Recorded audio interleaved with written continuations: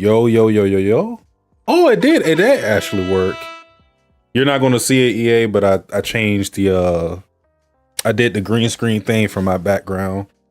Oh, nice. I did this before, but the way I did it before was very awkward. But this time it's Who you got behind you? I got Drake behind me, and the good one. Ah, Drake from UK. Yep. Yeah. Cool. What is good, people? It is the KOA podcast. I am Sasuke the Savage. He is everything animated. What is good with you good looking folks tonight? Hello, everybody. Hope everybody's doing great. For all the NFL peoples out there, today is day one of the NFL. The Philadelphia Eagles and Cowboys. I mean, I could care less about either of those teams. But the NFL's back, so good luck to all your fantasy drafts. Good luck to all your betting. Please don't go crazy if you're an addict. Yeah, other than that, hopefully your team wins it all. My team is the Arizona Cardinals, as always, and yeah, that's all I need to say. Good luck to the rest of you guys. Yes, good luck to everyone else. We'll at least probably do what we did last season, which is be 8-8, and then not even make the playoffs, but not even good enough for good draft picks. So that's the Cardinals in a nutshell.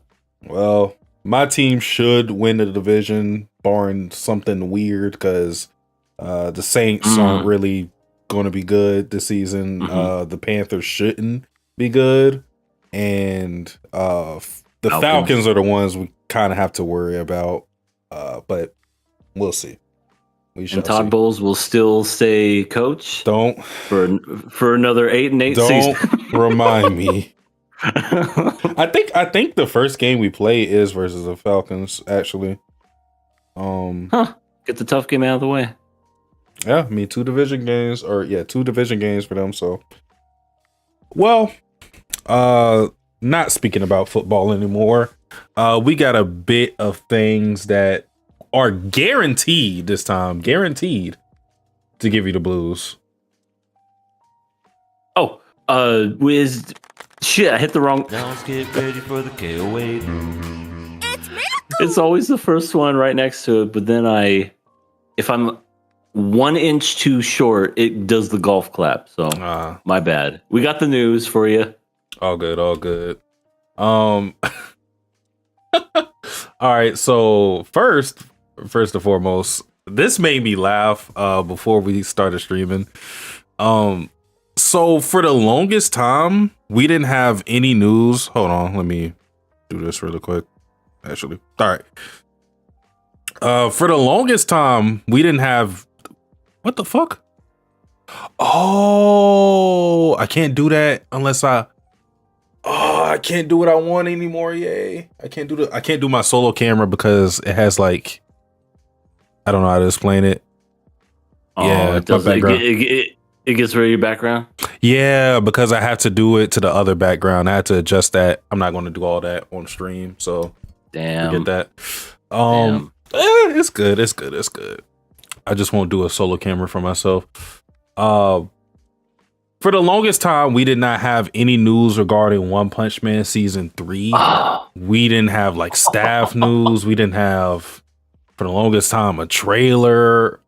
And it was weird because season 3 has been something that's been a thing. It's been circulated in the news for a long time, but we didn't see anything. Which, considering One Punch Man season 3 is coming next season, that's never a good thing when you don't know staff. You don't see when you don't see much of a show. That's usually means that there's a restricted schedule. That looks to be the case with One Punch Man season 3 right now. And the director has come out and spoken about season 3 because I think already he's starting to feel the heat because I don't think people are very impressed by the key visual that they show. If they have a trailer out already, I haven't seen it myself. They have a teaser. Okay. So yeah, the new director, Shinpei Nagai, made a statement. I'm not really going to go over everything he said. It was just him talking about him, how he came to be the director because, like I said, I think he's feeling the heat because he's not really an action director for anime. What kind of director is he, Satsuki? He, in fairness to him, he's directed a couple of things. It's that some things are more interesting than others. One of them being like, some people may call it hentai, other people may call it like a more adult type of series. He's been the director of anime like that, and people are not hype, to say the least. We waited all this time, and we get a hentai director to direct season 3 of one of the greatest arcs in One Punch Man.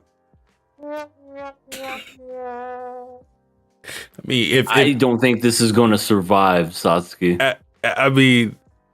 If we're fucked already, right? So why not choose a director that would like show you how fucked you are in the situation? He's the perfect guy. They had all this time. They could have done so many things, but oh no! Let's hire Joe Blow on the street.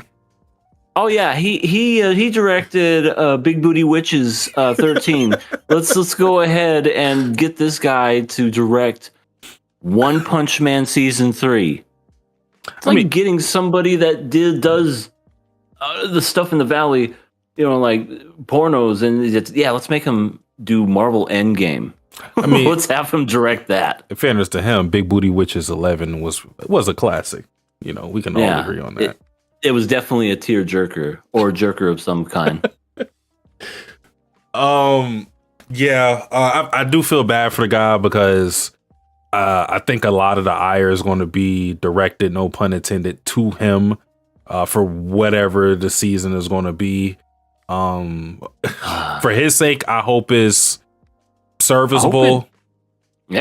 I hope it exceeds everyone's expectations and it's like the greatest thing ever. Yeah. I don't think it will. Yeah, but it's not looking too good right now. I'm not going to lie, but hopefully the fans don't bash him, because I definitely don't think, even if it does end up being terrible or bad, I don't think it's going to be all on him. Regarding all of this, like I said, the schedule constricts. In general, I don't really think One Punch Man has been cared for. Even with like season 2, it wasn't nearly as great as season 1. It's just funny to see how much the contrast of love and care Mob Psycho has gotten as compared to One Punch Man. It's like I know. Mob Psycho is so great. Mob Psycho is the child they always wanted. It's like, well, One Punch Man is, what is it? The redhead stepchild. Yeah. Get back into your corner, One Punch Man. It is so funny too, because Mob Psycho came out. Correct me if I'm wrong. Mob Psycho, the first season came out after One Punch Man, and it completed. Yeah, it did complete it for sure. I want to say it came out 1 year prior. Let me see. The season 1, I feel like, was 16. One Punch Man season 1. Yeah, okay, it was 2015. Okay, so it was after, because if I remember, Mob Psycho 100 season 1. Okay, yeah, so exactly 1 year, 2016. So One Punch Man had all the glory. It was everybody's favorite child. And then all of a sudden, Mob Psycho comes out the year later, and they're like, "Ooh, I like this beautiful thing." Then, yeah, it's different studios. First season of One Punch Man was Madhouse. First season, or all of the seasons of Mob Psycho were Bones. So different situation entirely. But again, it's just funny to me, considering they're both one's work. The artist and author one, his work, and Mob Psycho had all of his seasons relatively close to each other. It wasn't like a huge gap in time between seasons, and they all looked great. And concluded the story. And One Punch Man is like, yeah, we love season 1, but then season 2 is like, and now we're about to get season 3, which I think might even be worse than season 2. It's just because of what we're expecting and what we're looking forward to, which is some absolute cinema in the manga. But it's just, oh my god. Also, hey, welcome in. I hope I'm saying this right. Luke's. Hello, Unks. How are you guys doing? I finished JJK anime. Is it worth picking up the manga? Well, I can't talk about the manga because I know our other co-host C Tactics read it. Have you read it, Sasuke? I've read it. I've read it up to a certain point. Pretty much, I read it up until the last 30 chapters or so. I would say just keep watching the anime. Don't pick up the manga. Okay. That's his opinion. As for me, I'm one of those guys where, and I'm going to be of the minority here, loved first season. Season 2 was booty. And I know, but it could have been so much better. But funny enough, speaking of Jujutsu Kaisen, season 3 is coming out very soon. It's coming out January, winter season of next year, 2026. It's coming out the same time that Frieren season 2 is coming out. So we get Frieren season 2, Jujutsu Kaisen season 3, and I think there's another one coming out. I can't remember, a big one. But yeah, they announced that not that long ago. Saw the trailer for it. Looks, unlike One Punch Man, it looks fucking good. It actually looks like they had time to animate it this time, but I guess we'll see what happens when it comes to, because it's the same studio. It's Mappa that's animating it, but I'm pretty sure, they learned their lesson the first or the second time around, whatever it was, where they're like, okay, we need to give our animators a break. We need to make some stuff that's finished. And they already have finished stuff, and it's September, and it comes out, next year in a couple of months or so. So, don't know what to expect. The Calling Games is what it's called. I don't know who this Calling is or why there's any games when all the shit's happening in the world of JJK. Why are you playing? But okay, why are you playing games?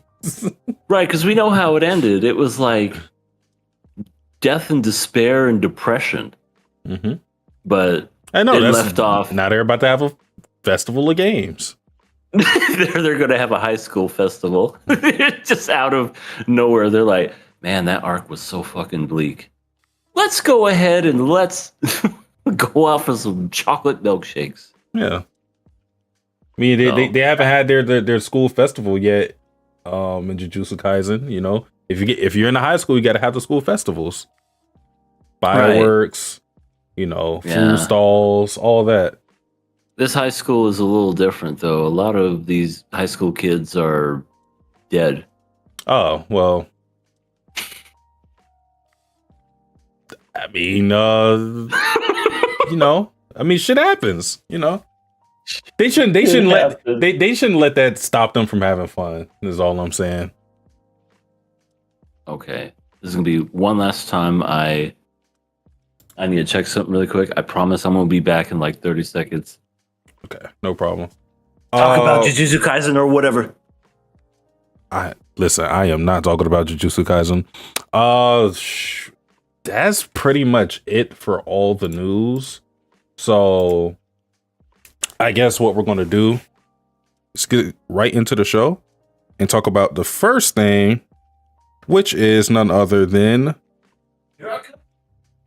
My Dress Up Darling, season 2. Oh, just in time for my dress. Perfect. What is wrong with my Steam Deck? There we go. Okay, I won't have any more interruptions anymore. I had to. Anyway, no problem. All good to go now. So, My Dress Up Darling, season 2, episode 9. Killer Pass episode. It is. It's on thin ice. I am going to tell you that right now.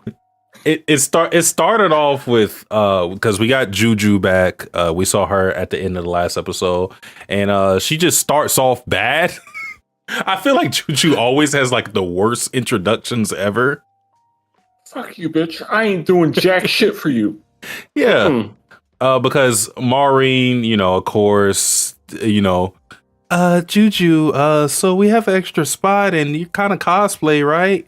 I was wondering if you could join us, and Juju flat out rejects her, which, that's fine and everything. It's just how she did it, And then she just she hung up in her face. I was like, yeah.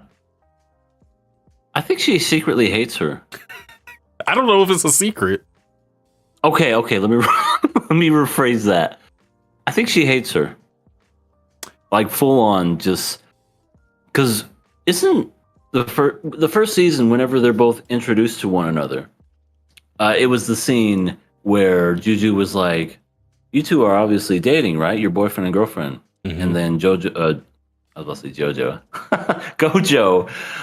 like, no, we're just friends. Da da da da. And then Marin was all happy, going, "Oh, you don't have anybody."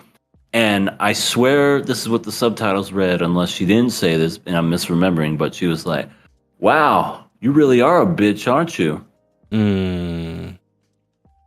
I feel like that may have just been like a bad translate. Yeah, because I don't remember that in the manga at all. Okay. Well, then it was probably just a bad translation. But regardless, she doesn't like Marin very much. And yeah, I agree. Just hung up in her face and was like, "I only cosplay for myself. I don't cosplay for others." Yeah, and then that was that. I feel like with Juju, what they try to do, I think the series acknowledges that she's she is mean, but they try to do this thing to where she's like the enduring mean person. You kind of see this trope usually happen with like old people in a lot of media where they're mean, but they have a soft spot for someone in particular, you know, the really grumpy person, but there's one person that they dote on, and then that endears you to them because you're like, oh, they can stop being mean when they want to, that type of thing. But I feel like with Juju, it doesn't really work all too well concerning like how she treats Maureen, because hey, yeah, like I understand the whole cosplaying for yourself thing. You know, that's what she wants to do, and that's fine. I don't have a problem with her rejecting Maureen. It's just it's the way she does it, you know. Yeah, almost like she's like somebody that slept with her man, or somebody, or like you know, just somebody that did her wrong in the past. Marin has done nothing wrong to this individual, but all of a sudden, you know, she's just very gruff and just rude to her. But she does change her mind though, after her wonderful younger sister comes in and goes, "Oh, I love that video game Corpse. It's so fucking great. You're gonna cosplay?" Coffin. Or I said corpse. I meant coffin. Same thing, kinda. Potatoes.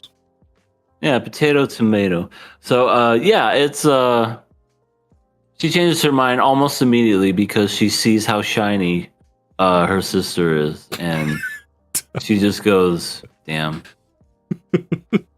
I gotta call her back."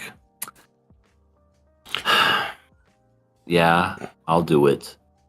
Yeah. So she, again, like I said, with that whole trope, it's the whole thing of, yeah, they may be mean, but it's one person in particular that they dote on. So with Juju, she cares deeply about her sister. So like, that's the only person she'll be kind for. She reluctantly agrees to do this whole coffin thing because she doesn't. It's not just a cosplay for yourself thing. She doesn't really like doing the group cosplay things, and it seems like there also is something else that's going on with her, because throughout the episode, she's like kind of freaked out. It might just be that she's not really a horror person, because her sister is very into it, but she's probably like very squeamish. Yeah. So that, or she could just be socially awkward. I mean, she did say she doesn't like the cosplay in groups. Maybe it's because she's not go around people. I mean, she did kind of freak out when Gojo touched her hand, like barely grazed it in season 1, and she just did like apparently that was the first time a boy had ever touched her hand. She was freaking out. Oh, I don't know. That sounds like a socially awkward person. Yeah. But then, speaking of people that hate Maureen, we have Akira throughout this episode. She's a smoker. No, yeah, they showed that when she was introduced. I'm pretty sure. Did they? Yeah. It's like when you have tattoos and you have black hair, you have to smoke. It's like a thing you have to do in anime. No.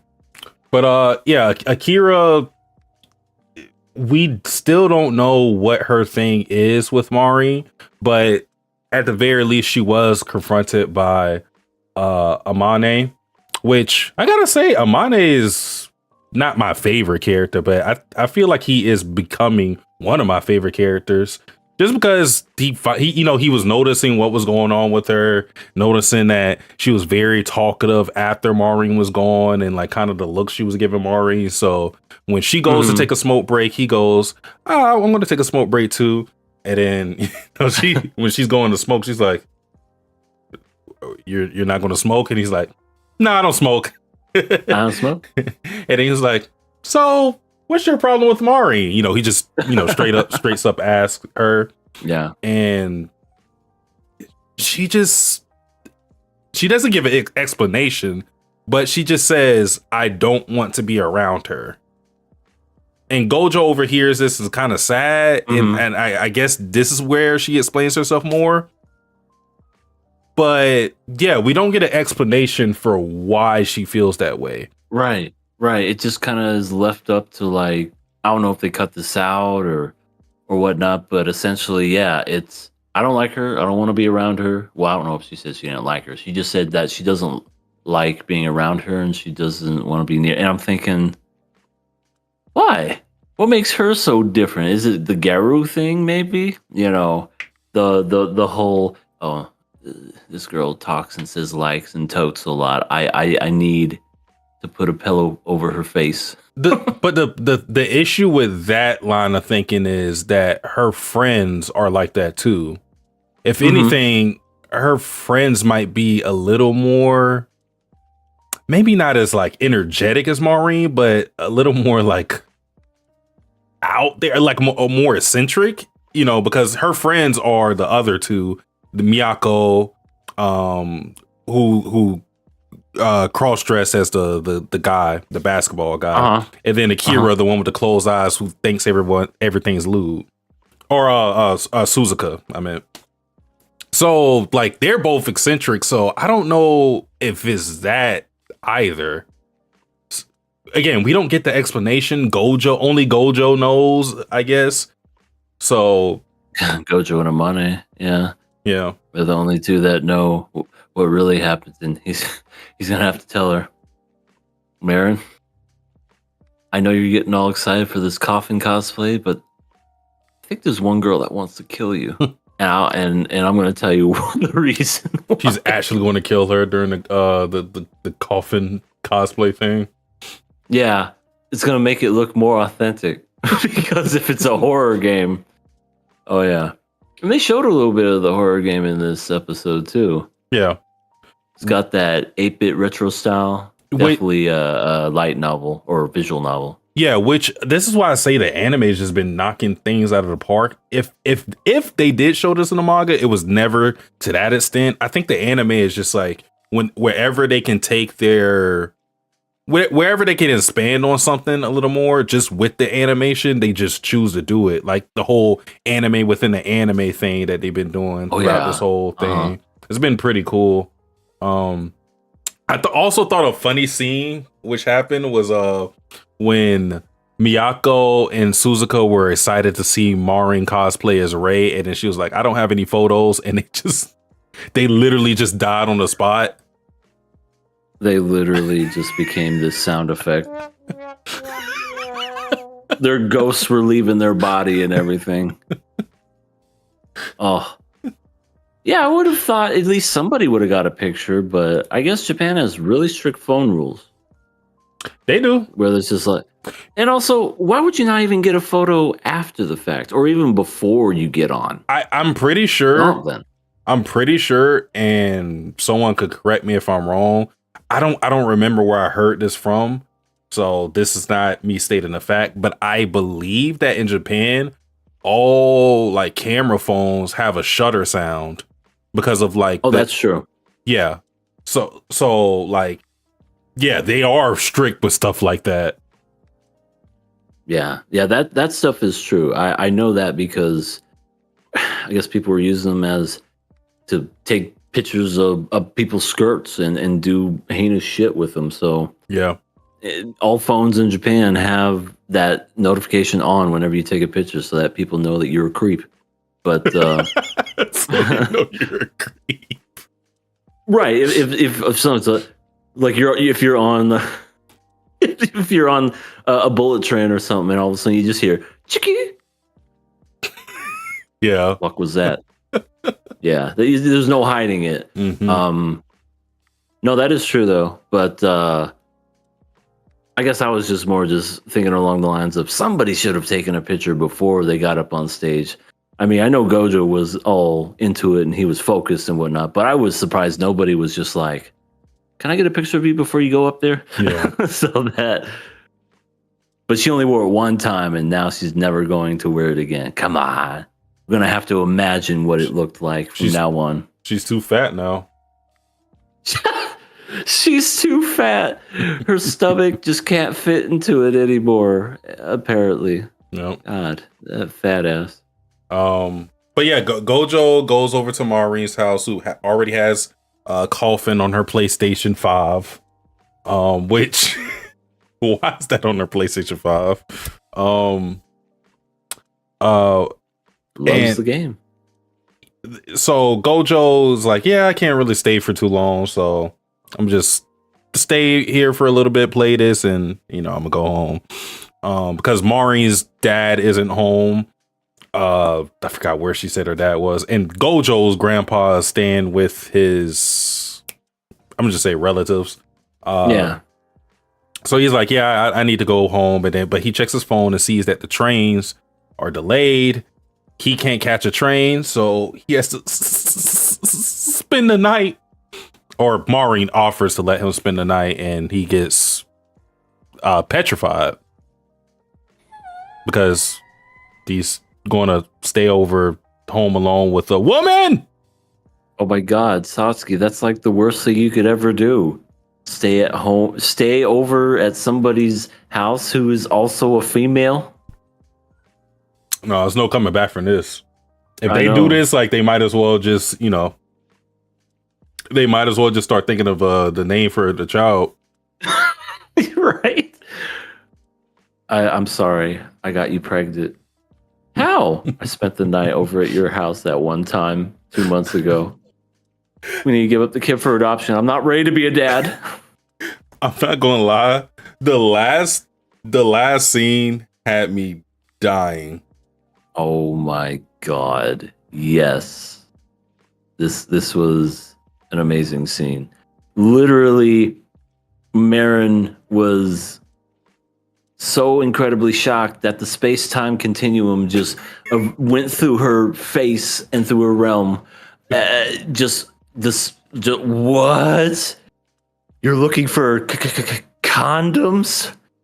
The way Yeah, I plan to be up all night.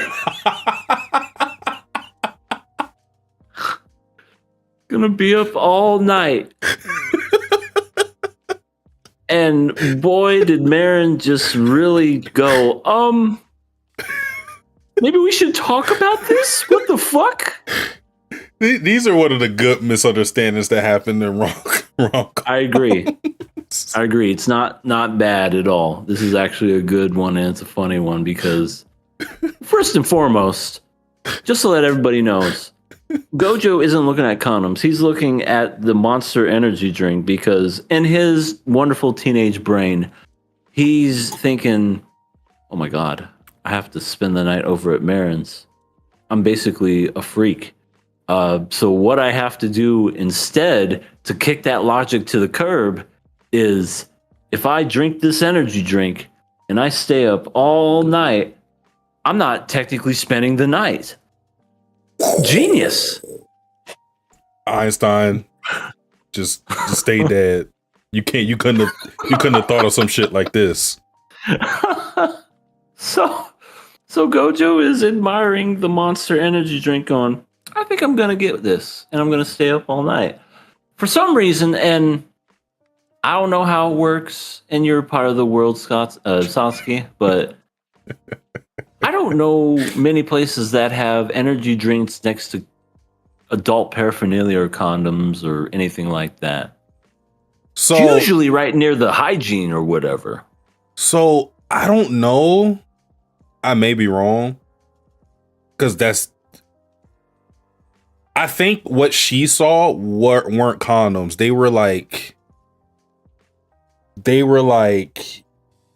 rhino pills, like stuff like that, like to keep you up.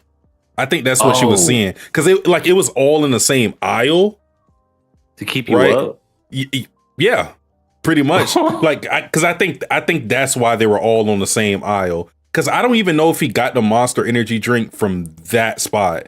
Because because when he first got it, the location looked different. So I think he was like looking at other energy stuff, and he happened upon the fucking 18 plus shelf. So I think that's what he was looking at, like more energy stuff, like supplements. Okay. Yeah, because to me, I thought that was weird. The fact that he's right there looking at it and just admiring the Monster Energy drink. And yeah, you saw it too, where it was like 18 and up only. And I love how it also said no high schoolers. Don't you dare. But even a Monster Energy drink had XXX on it, if you noticed it.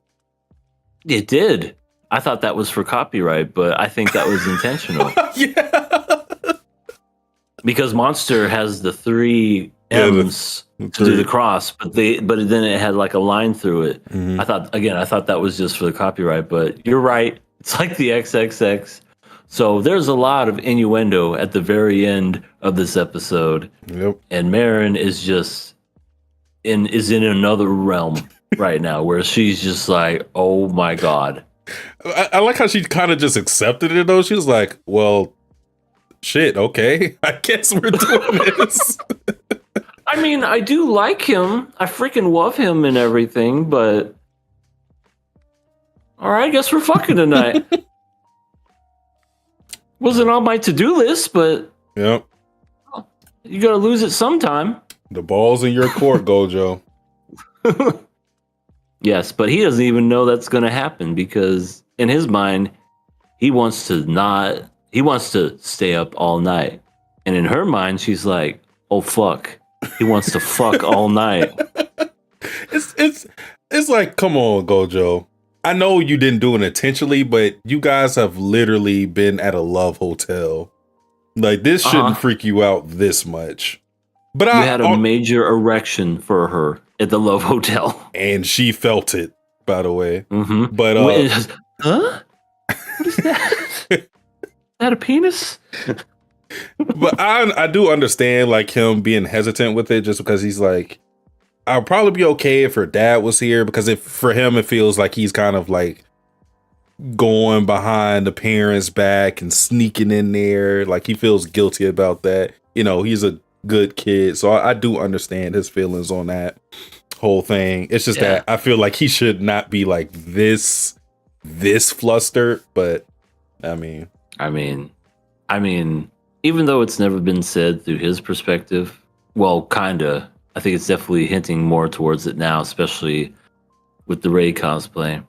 I definitely think it's a love thing, you know, because before, you know, I sent you a hot picture and you never responded. He was beating his meat. You know, here's me in a bunny costume. He had to go into the corner because he had a massive heart on. You know, it's one of those things where I'm thinking he probably feels like he would have been tempted. You know, like he spends the night, this girl, because he knows what kind of a free spirit that she is too, because she just kind of goes with the flow and does whatever she wants. In his mind, he probably just thinking, I'm just going to sleep, everything's going to be fine. He wakes up in the middle of the night, she's on top of him. And all of a sudden, he's just like, Marin, fuck you doing? She's just like, look what I got, and then just goes to town. I don't know. Who knows? I feel like if anything in their relationship, the person who would make the first move would be Gojo, just because he's always shown himself to be, whenever he's serious about something, he like completely locks in. We already saw it before with, you know, when he put on the headband, like he turns into a whole different person. So I feel like if he just said, yo, I want to fuck, she would see it in his eyes and be like, I understand. Part to sea. Yes, parting of the sea, or in this case, the legs. But yeah, that's how the episode ends. And yeah, I definitely agree. You know, these misunderstanding things are always a trope, but I definitely feel like this is one of those good ones, because I almost feel like misunderstandings are done in a way that's so incredibly forced to where you're just like, no person would talk like that ever. You know, like there's been a couple of them where I've seen where they'll go, okay, let's do it. And then the girl's like, all right. And then they start taking off their clothes like, whoa. I was talking about making a cake. What are you doing? You know, something like that. But in this case, it actually makes sense. I want to be up all night because he's talking about the energy drink. I'm like, okay. And it's funny. It's funny because her reaction is genuine, and I just love how they animated it. It did too with Gojo. Is how like serious he said it, and Just also like how casual he says it too. Like he's not like he's not stuttering or anything. He's just he goes. She's like, "What are you doing?" He's like, I'm not getting any sleep tonight. Oh. And Be ready. Okay. Okay. All right, go, Joe. Shit. How did things end up this way? Yeah. Next episode is gonna be funny for sure. Next episode, are you saying that you're passing the show? Oh, I guess I was premature on that one. Oh, I get it. Because rhino pills. Because they're about because they're about to fuck. But yeah, I enjoy the season. This season, we're gonna see this to completion. At least I am, anyway. Season 2, they've really stepped it up with the animation. I thought the animation was pretty good in season 1, but my God, they're just showing off at this point when it comes to just what they're doing and what they have been doing. This is a rom-com anime, and it looks better than some shonens. And I'm not lying when I say that. Yeah, Cloverworks has been doing a pretty great job with the show. Yeah. Good on you, Cloverworks. Cloverworks has some good stuff like lately. Spy Family. Yeah, Spy Family. This is not that late, but Horimiya. Even Wonder Egg. I know we didn't like how things ended, but Wonder Egg looked good. It looks great. Yeah. I love the way it looks, not so much how it ended with the running in place scene. I just did not care for that. And that whole ending was so bad. Yeah. You could tell they didn't know how, like they had an idea for something, but they just didn't know what the story wanted to be. Because it was an anime original. Yeah. But yeah, they just didn't know how to end that story. And man, so bad. Well, anyway, I am passing my Dresser Darling as well. So this will go for an easy pass and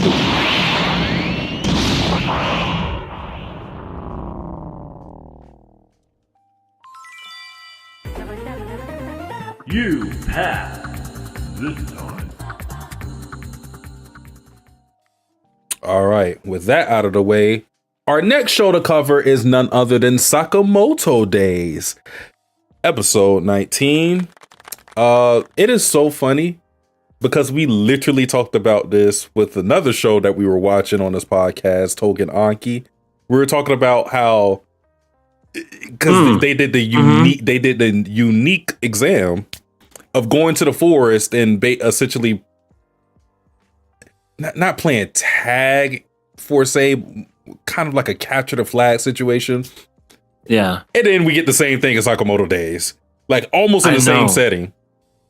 I know. I was I'd be lying if I didn't think the exact same thing as I was watching this, but I don't know. There was just something about Togen Anki, the way that they were, I don't know, it just wasn't as interesting. It's the world of Sakamoto Days that makes it all the interesting, and also it's basically a kid's game.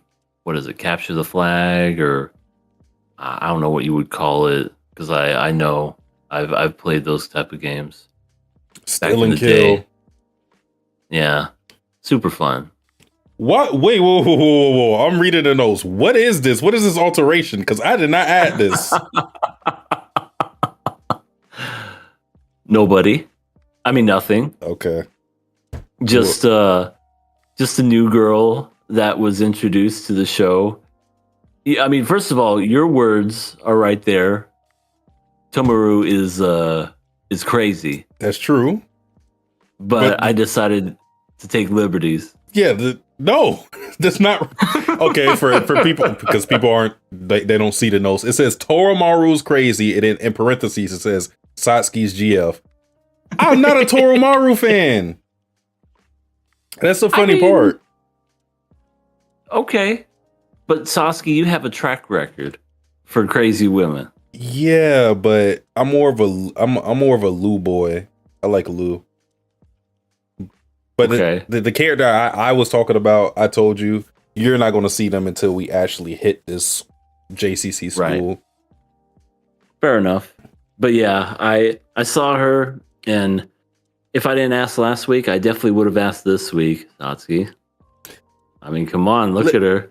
I understand why that's the thought process. I will say she does have a really sick weapon, the big ass axe gun thing that she has. That's really pretty awesome. fucking cool. You know, and she was fighting her ass off, and you know, she had the whole solo crazy berserk girl thing going for her because she was just attacking teams on her own. So let's talk about the setup before we even talk further about that. So first and foremost, the most important thing that happened, EA headband man passed. He actually has a name, which is worse than the name I just came up with. What's it, King Baby or something? Kill Baby. Oh, Kill Baby. And then Akira later called him Kink Baby.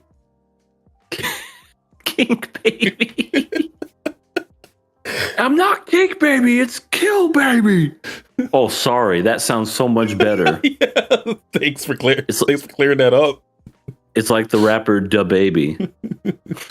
But yeah, headband man, he passed. He found a bullet on the beach. We all were waiting for him to be a part of this team, and by damn it, he's in there. He's one of the Sakamoto allies. He's certainly pulling his weight, that's for sure, by, I don't know, doing nothing. Just kind of being there. Yeah. It's literally, what he's doing. He's just being there. I like how he looked around the team when they made up the teams. He's like, oh, I gotta carry him. I'm like, yeah, I love that too. It's like, who are you carrying? You literally found the bullet. You haven't done anything yet. Right. And also, did he not remember the fact that it was up to the fact that Akira stitched the clothes together, that they survived? Oh, I'm going to have to carry this team. I could see where maybe he would think that maybe of Sakamoto because he thinks he's some fat ass. But not Akira. Mm-hmm. So, all the we're in the third phase of the exam, and in this we're basically playing capture the flag, or they're supposed to just go around collecting flags. Everybody is in a team of 3. They're wearing different colors. Shin and Sakamoto are on different teams. Shin is on a team consisting of himself, Seba, and a new character that we got introduced to, because we got 3 new characters who are special recommendations for this JCC transfer exam, which are Shinaya, Toromaru, and Kaiji. Kaiji is the very quiet person that is on Shin's team. He has a winter cap. We don't really know much about him. The one we saw the most of was Toromaru, who is a Sakamoto fangirl and a psychopath, it seems. Yeah, and she's got that little twinkle in her eye. Mm-hmm. She would have fit perfect in another anime that I'm not going to mention. Okay. You know which one I'm talking about. Like, because pretty much most of them were crazy in that anime. But she would have fit perfect in that realm. When I saw the fact, because I had to reread that, where it said that the 3 of them basically passed the first 2 exams, and then they got to skip right to the end, essentially, because they got a special recommendation. And I got to thinking, why couldn't Sakamoto do the same thing? He couldn't, because that will blow his cover. He has to go in there with a fake ID, because they're going, because if they ask, like, you recommend this guy, he can't just make up facts of like, oh, I killed this person, that person, because then they're gonna like check. He can't use his identity. True. I forgot that he has to kind of hide it. He's Mr. Taru right now, but I guess he has to do things the hard way. Also, the order isn't supposed to help him, because he's technically just a civilian. Like if you remember, like the information that Hyo gave him, that was kind of like out of a courtesy type of thing. But they themselves aren't supposed to like exchange information with Sakamoto because he's not a part of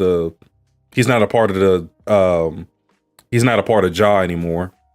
Yeah, I guess.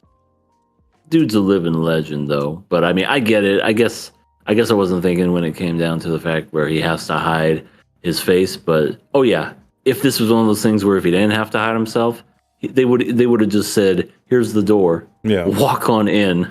You don't have to take these tests." And that's also why they're very afraid of Toromaru, Shin, and Sakamoto. That is because of her being a fangirl of Sakamoto. Because oh god, if she's able to recognize that Sakamoto, then that's going to fuck them over. Something tells me she's not going to notice though, because he's bigger now. The thing is, what I'm surprised that Sakamoto isn't afraid of right now is him being discovered by a teacher or something. True. Because that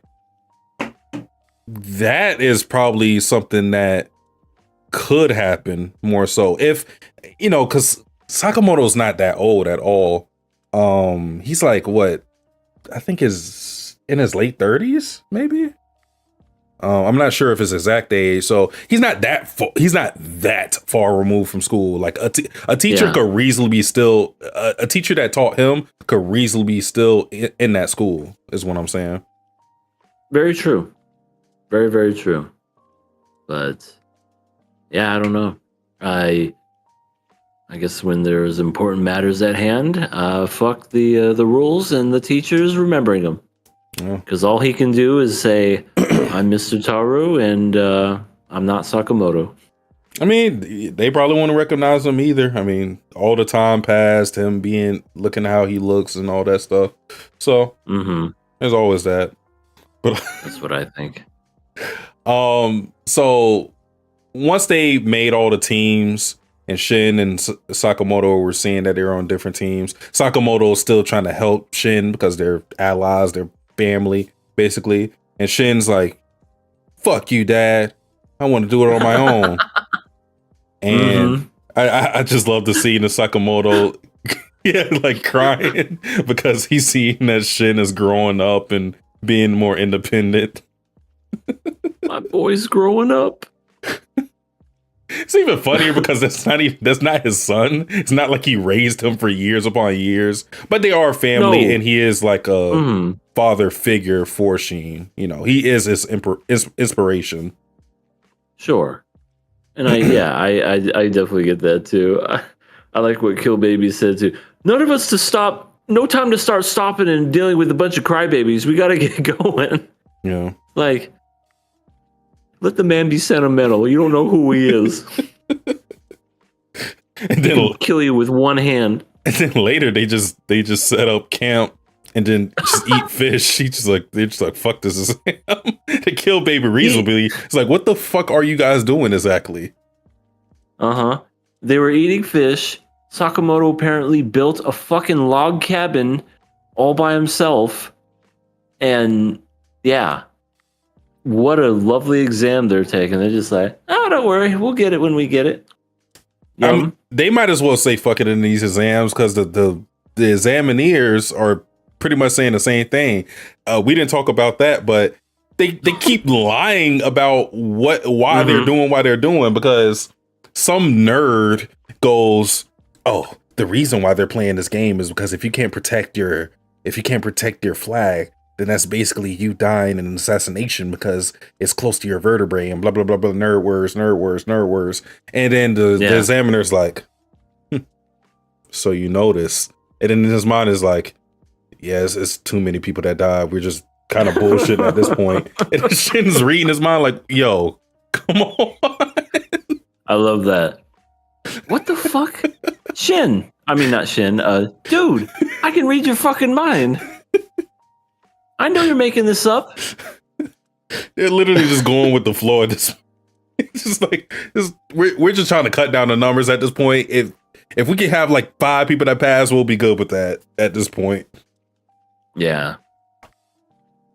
Yeah. After that plane fucking blew up and crashed, that was definitely a wrench in their fucking plan. They didn't have anything after that. Yeah. Speaking of which, the fucking guy who blew up the plane die. Oh, Seems like he just was on the beach and his camera got broken. I'm like, no shit, what the fuck do you think would happen? And he's like, well, I don't want to do this anymore. Life's pointless. And then he passes out and dies. he's not dead. Spoilers. I hope he's he not is. dead. I want him to be. What a pointless character.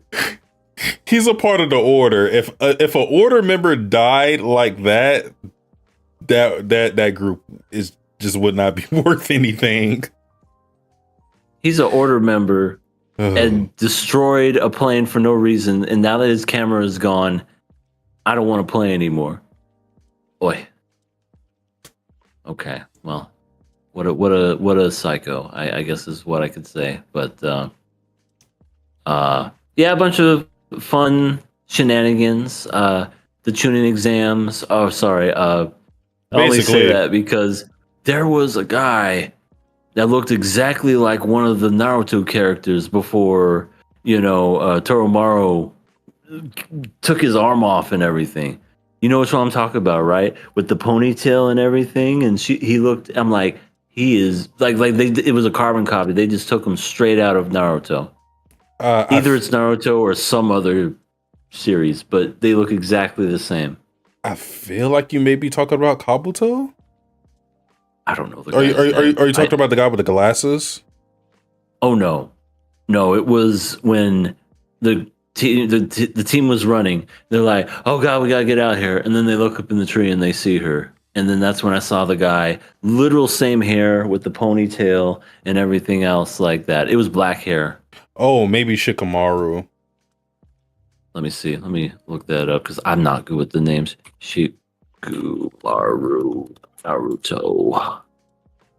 Oh yeah, he looked just like him. Okay. I guarantee he looked just like him. The ponytail was maybe a little longer than his, but I almost feel like they just took that same character and got lazy and were like, fuck it. We'll just put him in the character as somebody that dies by the crazy chick. And then she ends up having a confrontation with Sheen and Seba. And the whole time, their other teammate, who they have not talked to yet, Kaiji, is trying to tell them about something. But again, he's too quiet, so they don't hear him. Which Sheen should be able to hear him. Just from like reading his thoughts, but right. Whatever. Plot. Yeah. Plot device. I agree. But yeah, like the big thing that happens is Sakamoto's team gets captured by Glasses Man. He tricked him. Yeah. It was a good plan, I suppose. He pretended like the girl was chasing after them. Run, she's after us, help. And he's like, we're on the way. And then they shoot a net made of like reinforced steel, which damn, that's a crazy little net. Yeah. And they even shoot a bazooka at him, which Sakamoto blocks with an apron, as well as other bullets. You know, when in Rome. Yeah. Use your environment. Use your apron to deflect stuff. Please don't actually do that, people that are listening to this. An apron cannot stop a bullet. You're going to have a hole blown through your body. Or you're going to come into a million pieces. Yeah. But they decide to, after they're captured, they decide to go down to the beach and, handle them personally. And that's when Akira, she slips out of the net because she's, so thin. So tiny. Yeah. Like what they're showing her to be is that with a lot of assassins, we see a lot of power display, a lot of strength. But with her, it's more precision and it's more precision, and it's more like what we think of a assassin to be, where they're quiet, precise, and unassuming. Like, this is how assassins are really supposed to be thought of. Assassins aren't supposed to be super flashy and like, you know, all of that. But yeah, very true. She ends up just going fucking sicko mode because she's thinking, I need to protect my family. I need to protect my family. I need to protect my family and friends. And then she just lunges at Glasses guy and almost kills him instantly. With her fingers. Yeah. Damn, what a strike. And then too, what they did prior to that was they were showing a butterfly and how it moves in a pattern. And she was explaining butterflies move like that because of their pheromones. It's like a certain thing that only they can see, which relates to the whole assassin thing, where she was saying there's like a path to kill. There's a certain step, you know, certain steps that you take that you need, or that you can kill somebody with. Just bullshit to explain why she's like so good at what she does. You know, they kind of relate that to the butterfly. Yeah. But yeah, Sakamoto stops her from going full crazy mode, and she kind of blacks out because she doesn't even realize what she did. What happened? Sorry, you just went a little crazy. You were talking about butterflies, and then you slit someone's throat with your finger. What? Damn. And you almost went and killed those two guys, and I think they shit themselves. Yeah. Yeah, they got away. Their flags are no longer whatever color it is. They're brown flags at this point. It is by their ass, too. Yeah. They should be afraid of every woman in this exam. It seems like they're just deadly. Mm-hmm. Oh, for sure. Big old axe psycho killer. An assassin that's precise with her fingers. And not on a good ladies way. Are. Yeah. No, she's. Oh, no. She's gonna take those fingers and literally penetrate you, and not in a good way. What is good, Midnight? Midnight is in the chat. He says, "What's good, y'all? Hope y'all Labor Day good. With some good barbecue to go with it." It's Labor Day today. Well, it was this past Monday. Oh, but Midnight, I did actually make some delicious barbecue. Turned out really good. Cooked 2 racks of ribs, and it was good. I didn't end up working on Monday, but it wasn't because of Labor Day. It just worked out to be that way. Nice. Yeah, funny enough. But so we get the big reveal, which is that Akira is related to Akao, who was one of the mysterious people that Sakamoto was friends with in his JCC days, along with Nagumo. So this used to be the big three, a team consisting, or a group consisting of Sakamoto, Nagumo, and Akao. So what a twist. Yeah. That's who she is related to. So Sakamoto in some ways kind of has some, loose relation to her, and that she knew who her relative was. Imagine knowing somebody when you were younger, and then you meet that same person. Well, not the same person, but you meet somebody and you're like, "What's your last name?" And you find out who it is, and you're like, "Holy crap, you're their daughter." That would blow my mind. He should have already realized, because with the hair? Yeah, with the weird ass blue hair. Nobody has that. Your hair looks like something from Pokemon. Where have I seen that before? Oh yeah, the cow. How's your mother? Yeah. I think her mother is deceased, just by how everything is being portrayed, because when she was thinking that whole time about the need to protect my family, her mother was kind of like in shadows. You couldn't really see her face. And, Sakamoto told her, "Go, we'll be fine." And it's like she heard those words before from her own mother. And I think that's kind of like what set her off, because that didn't sound like a trust thing. It sounded like a, I heard that before from my mother, and something happened to her, and it wasn't very good. So, yeah, I don't think her mother is with us anymore. I think she's gone. Yeah. And that shows with her blacking out and going assassin mode. It's a good assumption to be made. But that is pretty much it for Sakamoto Days. I think this episode was a bounce back from last episode. It was fun. Yeah. New characters. The action was good. We got to see more from Akira, and it made her a more interesting character, gave her more depth than just like the like incompetent shy girl that they have been portraying her to be. Even though she she literally saved everybody's life with the quilt thing. I feel like this episode made her that much more interesting. So hopefully we see more. Yeah, hopefully so too, because this was a good one. We're reaching the end with this series, and to be honest, at this point, I'd be surprised if we didn't get a third part or a season 3 or whatever. It seems like it's doing very well. Yeah. Moving on. If I can, there we go. We are talking about none other than. What is wrong with my stream deck? Uh-oh. It's like going all over the place. Technical difficulties, folks. No cap. Let me see this real quick. Who was that? Who said no cap? No cap. I'm gonna kill her. Okay, maybe. No, it isn't just me. Whenever I go back, it goes. All right, whatever.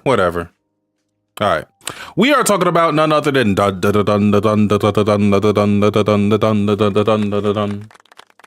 Season 2, Episode 10.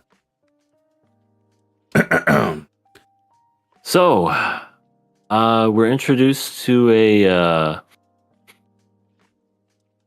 new character who is a who are they called? Fat bastards? No, ugly bastard. What? Right?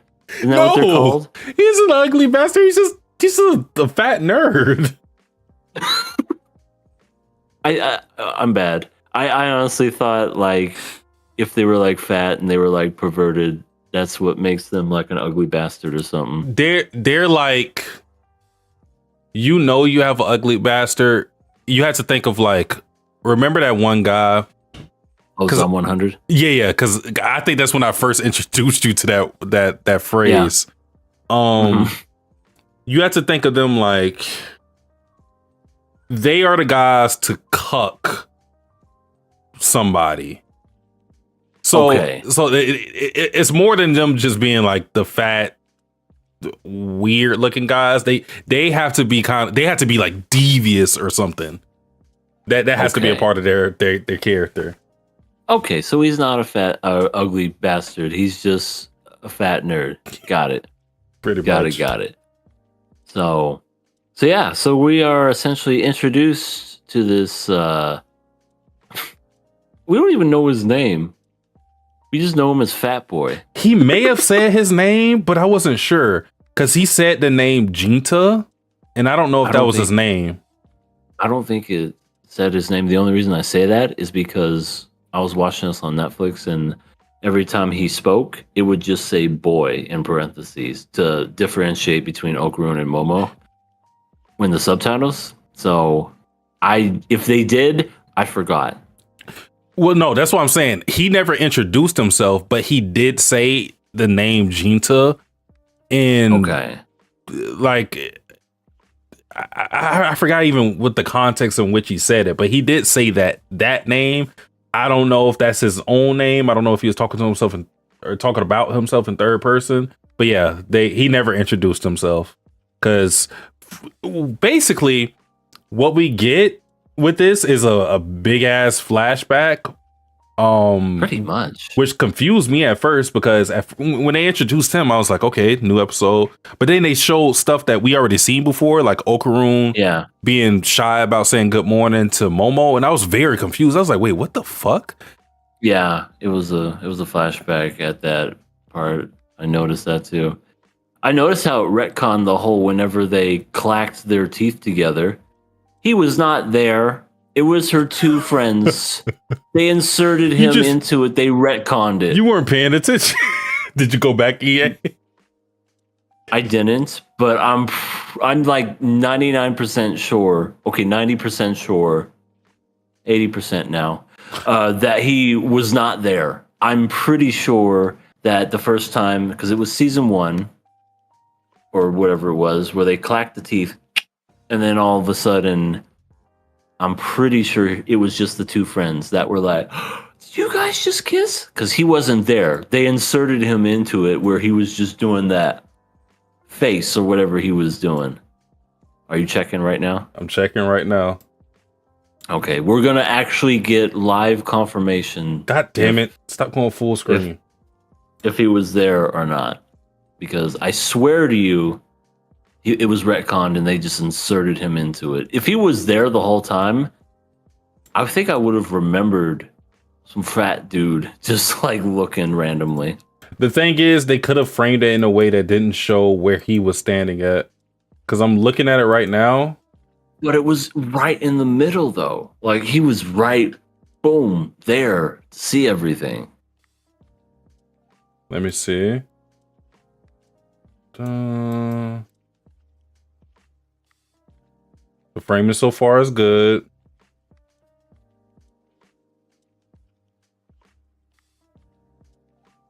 This is riveting stuff for the podcast, by the way. I'm sorry.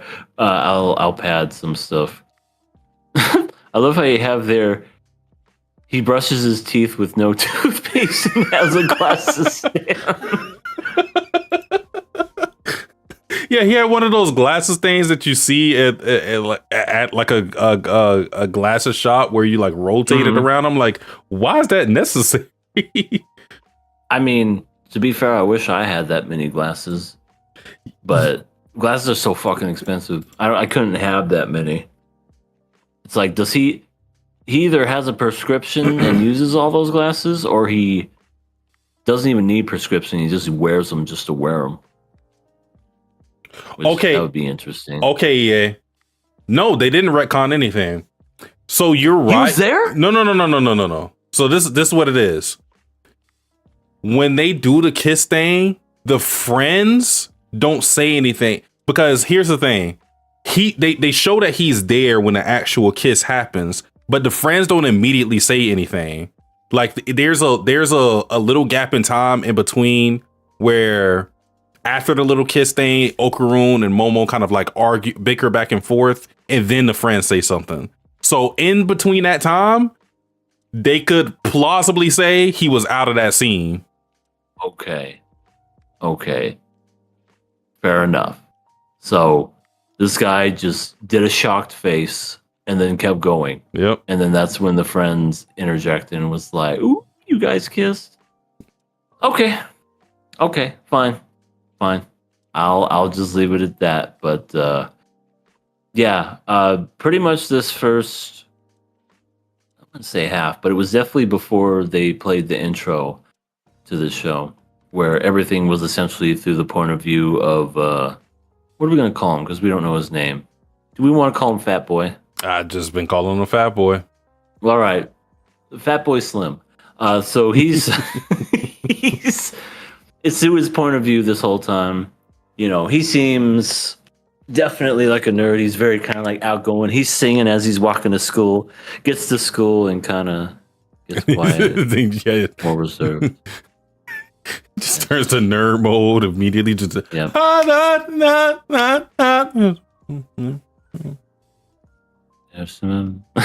Yep, and then it gets really quiet. He was trying to get Okarun's attention this whole time because he was jealous of the fact that he's talking to a hot girl like Momo, and you know, he's trying everything to get his attention. Not doing it very well, mind you, because this is if you want someone's attention, get their fucking attention. He's playing with a Gundam and going, ew, ew. Yeah. I mean, I do get it from like, you know, from nerd perspective, because he's an otaku, got super into the whole monster alien thing. So he's thinking that he could just send energy waves to a fellow nerd and they're gonna hopefully pick up on it. Like, he doesn't really understand how exactly to go about introducing himself. To the point where he just says fuck it and just does it forcefully and goes, yeah, I'm your rival, Okarun. And Okarun's like, who the fuck are you? You're talking to me? What? Why? What? Who are you? And he's like, how do you have so many beautiful girls talking to you? He's like, I don't know. I love it. He's just, and Okarun's answer is, I don't. Momo comes in and is very, which this scene, I'm just like, okay, what's going on here? You know, I thought it was hilarious how she comes in. I just found one of your nuts. Let's go find it. And I'm like, oh yeah, that's something to say in front of class. But then the class president is there and she is kind of in there inserting herself, and like, does she have a thing for Okarun? Because it's like, what is she doing? Well, no, I think that's just her taking responsibility as class president, which I'm like, where was this when Okarun was getting bullied, like, actually before? Yeah, but the fucking soccer ball to the face. Yeah. But I think with her, I think she feels guilty for ignoring someone, like, because I think she sees Okarun as someone who is pathetic, who is, because you got to remember, Momo doesn't really have a good reputation. So they're looking at Momo as somebody who is like, you know, one of the cool kids who is coming to the school to basically, or come to the class to fuck with Okarun. So that's what she sees. She's like, yeah, okay, leave him alone. And she's trying to, you know, stick up for him being the class president. But obviously we know Momo and Okarun's relationship isn't like that. Yeah. And they're kind of like bickering back and forth. And this gives old fat boy the opportunity to do something, because he thinks, oh, they say obscene, spicy, obscene things to one another. Maybe I should do it. He does a fucking pose, and he says, I can't remember exactly what it was, but it was like enormous penis or something like that. And they just stare at him. They literally just stop arguing and just go. They just look at it. That made me laugh. I'm not gonna lie. That made me laugh when he's just like, enormous penis. You know this guy? No, I just met him today. I don't know who the fuck this guy is. They probably became. Oh no, they didn't become friends after that, because Momo was still complaining about her. But yeah, after that, Fat Boy just continues to stalk Okarun and Momo because he wants the secret sauce on how to be able to get beautiful women, talk to beautiful women, all this stuff. That's his whole drive right now, is he wants to talk to beautiful women. So he wants to learn from Okarun, because I think in his mind, he's a fellow nerd. If he's a nerd and can talk to women, surely he can teach me, a fellow nerd. The thing is, you know what's really gonna fuck him up mentally? Ira. Oh my, you're right. He's gonna see Ira, and Ira swooning over Okarun, and he's going to jump off a bridge. He's going to find the closest bridge and go, Momo and Ira. Let's see. Yep, there it is. It's right over there. It's been nice knowing you. Have a good life. Here's all my collection of glasses. Here's my toothbrush with no toothpaste. I'm fucking gone. That's it. My God. Yeah, that would fuck him up for sure. I definitely think that's probably going to happen in the future. But yeah, he stalks them, and they get attacked by, from what they presented to be at first, it was like a spirit, because we see this golden ball flying everywhere, moving fast. But although Okarun says it has a physical body, it's just moving around, willfully. So we're like, what the fuck is going on? We don't really know. They fight it. They get fucked up, fall off a building, almost fall to their death. And that's when Fat Boy, to his credit, comes in clutch and says, this is like a camouflage thing that happened because of something that he read in one of his alien monster books, and is like, just look at it from a different angle, basically, because you only see it as invisible because of you looking at it in one direction, because it's supposed to like reflect the background off of your line of sight. So when you look at it from different angles, like Momo ended up doing, where she swings across and sees it, then she actually sees the shape of it, and it captures him and tells Okarun to just speed blitz him, and that's what happens.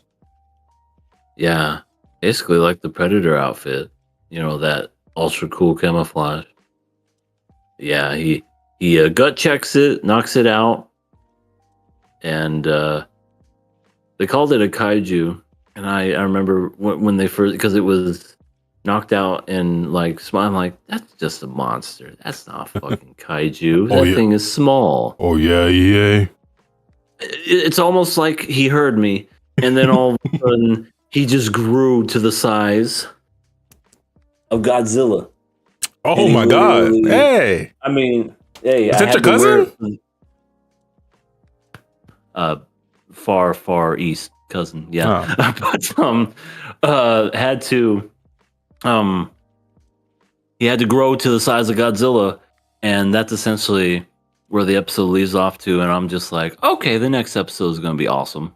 It's going to be yet wonderfully animated, crazy action. I don't know if it's just going to be these two that get involved, or if Fat Boy is going to do something to also get himself involved. He probably is, considering that he reads up on this stuff just as much as Okarun. Maybe even more. Yeah.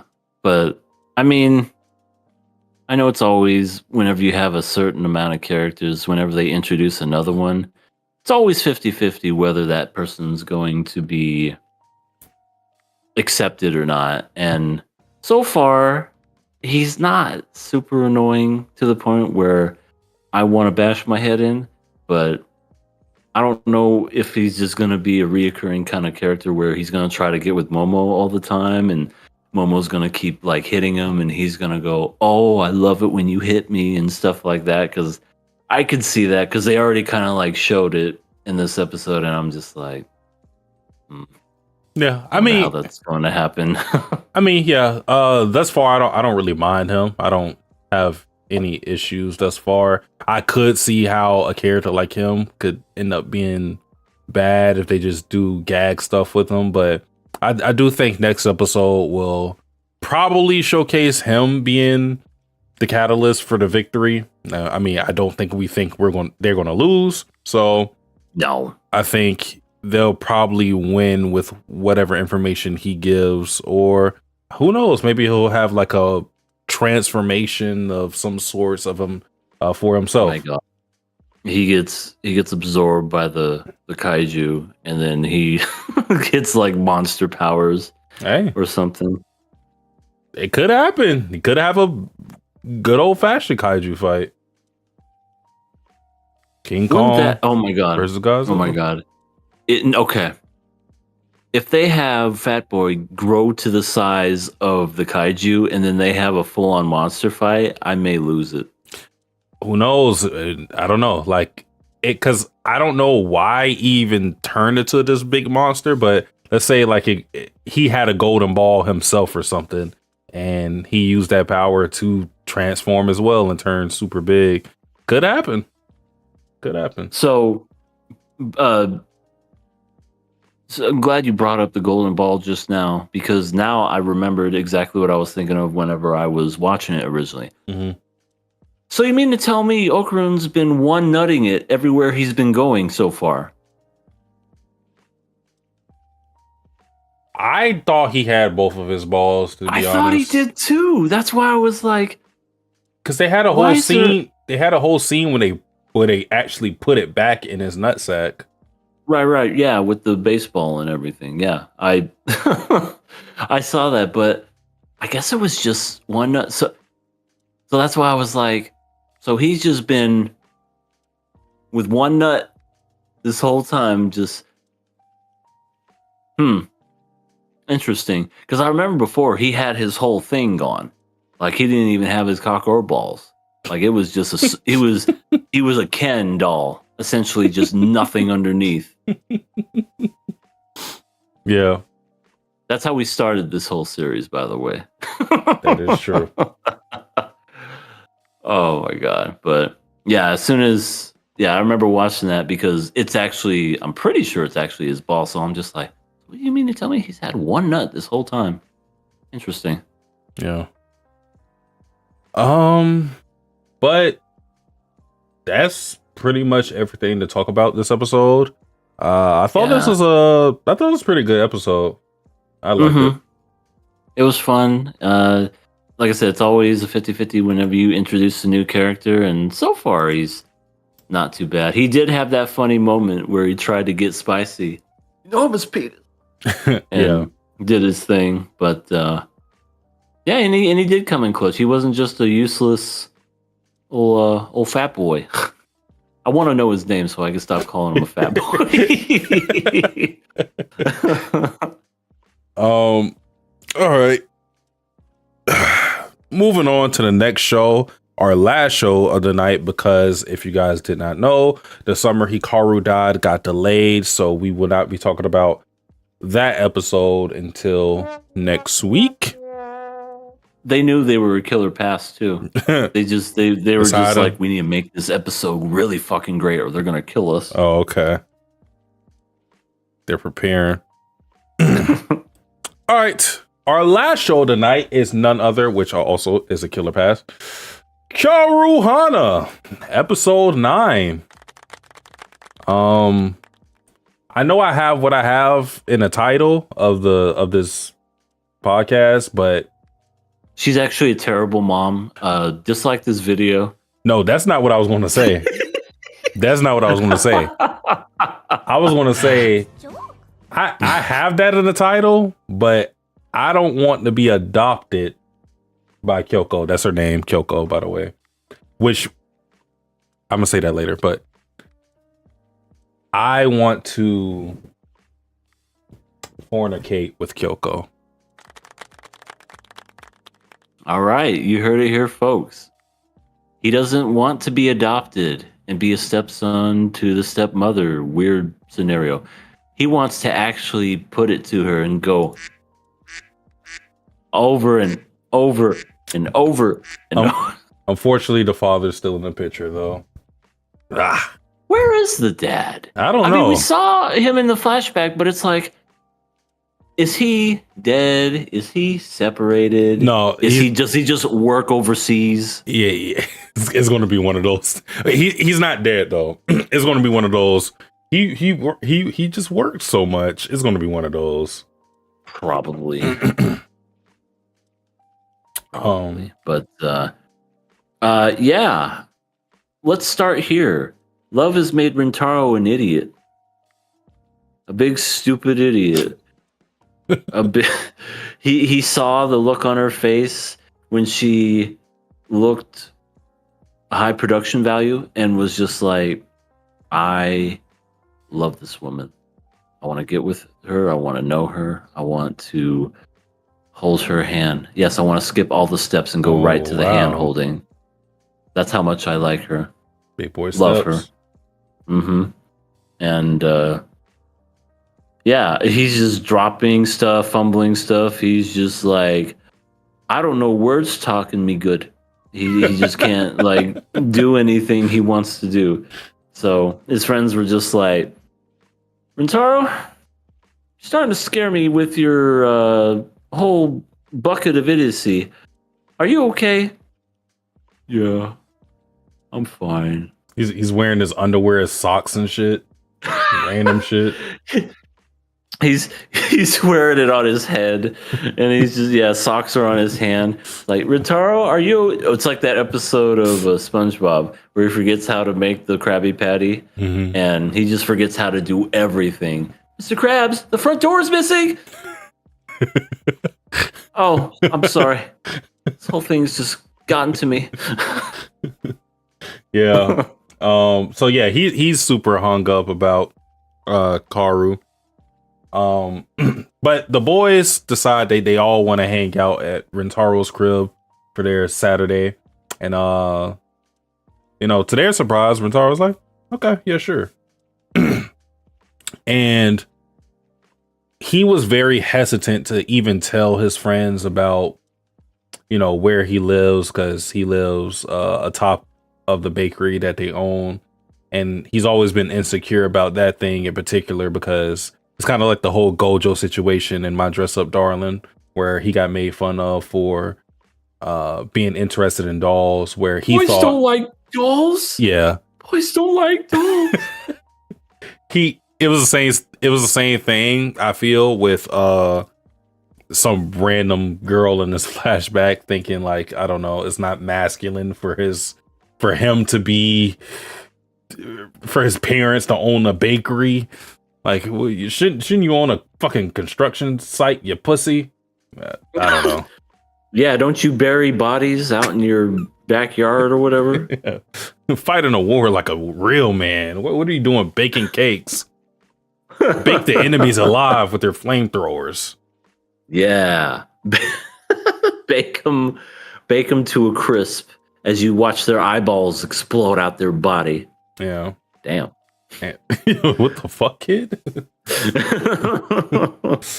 Okay, I'm sorry that went that way. You're no longer our friends anymore. I want to kick you out of the group. You're a little psycho. But yeah, lo and behold, the friends were very much. They enjoyed very much the fact that he lived. They were jealous of the fact that he lives at a cake factory, a bakery. Sorry, I was say cake factory. Because they're just like, should have invited us sooner. Look at this. I would have been here every day if I knew you lived here. After school eating cake. Hell yeah. Cakes. Yeah. So they love it, and Rintaro's mom Kyoko is being a great host, and she's very happy that he has friends over, which we'll talk more about that in particular. But I want to say this, and it's something I've been saying for years at this point. I don't know what it is, and we're gonna go over some of the things, but did you know, EA, that the name Kyoko within anime, manga, video games, Japanese related content, the name Kyoko is just like a blessed name, because every Is that right? Kyoko that I've seen, except for like one, has been a great character, like borderline one of the best characters in their respective series. Wow. No, I didn't know that. Kyoko Honda, Toru's mom in Fruits Basket. Yeah, great mom. Kyoko Kirigiri, Danganronpa, detective. Kyoko Sakura, Madoka Magica, red hair. Nice. Eats. You haven't seen this show. Kyoko Hori from Horimiya. She's the main girl from Horimiya. Great. This show you've seen, but I don't know if you'll remember this character, because I don't know if she was in the anime. Kyoko Misawa from My Little Monster. This, again, I don't know if she was in the anime. She was Haru's aunt, though, who basically like took care of him, and you know, she's the one that like actually cared for him. Right. I vaguely remember that, but yeah, that kind of sounds familiar. And now we have this Kyoko. Yeah, that's a 1 in a million mother. Just fan-freaking-tastic. But yeah, she has a wonderful scene later on in the episode. But Rintaro is about to be having lunch with all his boys when all of a sudden the party gets crashed by the girls. Ew, cooties. What are they doing here? Ugh. Nasty. Is that a Kikyo girl? Ugh. I'm going home. Yeah. What are you doing walking up these hollowed steps of my home? Yeah, Kaoru and Subaru are there, and they're like, hey, sorry we came over unannounced, but since we're here already, I heard you guys are doing lunch. You know, Kaoru's just going to go wherever the food is at. That's all it is. Yeah, because she wasn't even going to be there to like hang out or whatever. She just was going there for cake. And then she's like, my boy's upstairs and his friends are upstairs. I'm going to have lunch. You want to come up? You don't have to tell me twice. That's all she needed to hear. She just smiled. Food? Fuck yeah. Free? Free? Don't have to pay for it? Shit. Yeah, and they had food up at the wazoo. They had the traditional curry. They had the fried chicken. I always forget what it's called. But what surprised me, and maybe I'm just oblivious when it comes to anime, but they had fucking spaghetti in there too. And I'm just like, do you remember many animes that have spaghetti in it? Not many, no. I want to see if there was. I haven't seen it, but when I saw the spaghetti, I was like, huh, you really don't see spaghetti in animes. Not to say that Japan doesn't have spaghetti. I'm just saying you don't normally see it. Yeah.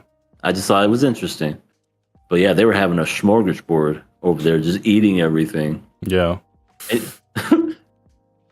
And it was... Of course, Carl's fat ass goes for seconds. Yeah, because her and I'm pretty sure it was Usami clean their plates, and very readily she's already, on to the next one. Kaoru, she's a glutton. They kept calling Usami the glutton, but I'm like, he's not only like a guy, but he's kind of bigger than Kaoru. So you would expect him to eat more than her. But Kaoru is she's not going to fall back to anybody when it comes to appetite or food consumption.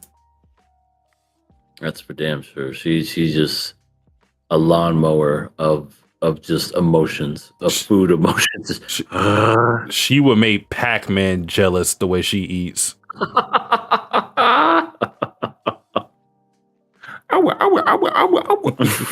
Like damn, I'm full at this point. Can't do no more. I'm full just by watching you. Yeah, but in that small little moment, I call it a small moment. In that moment of time when they're eating lunch and everything, their friends kind of like want to get to know Rintaro a little more. They're like, so, see, we saw your little pictures of you. We saw that you have an older brother, and your hair used to be a different color. How long have you been dyeing your hair? And then that's when we get the story of why he dyed his hair. He's been doing it since the 7th grade, and the reason as to why he did it. And it's a really, really nice, heartfelt scene.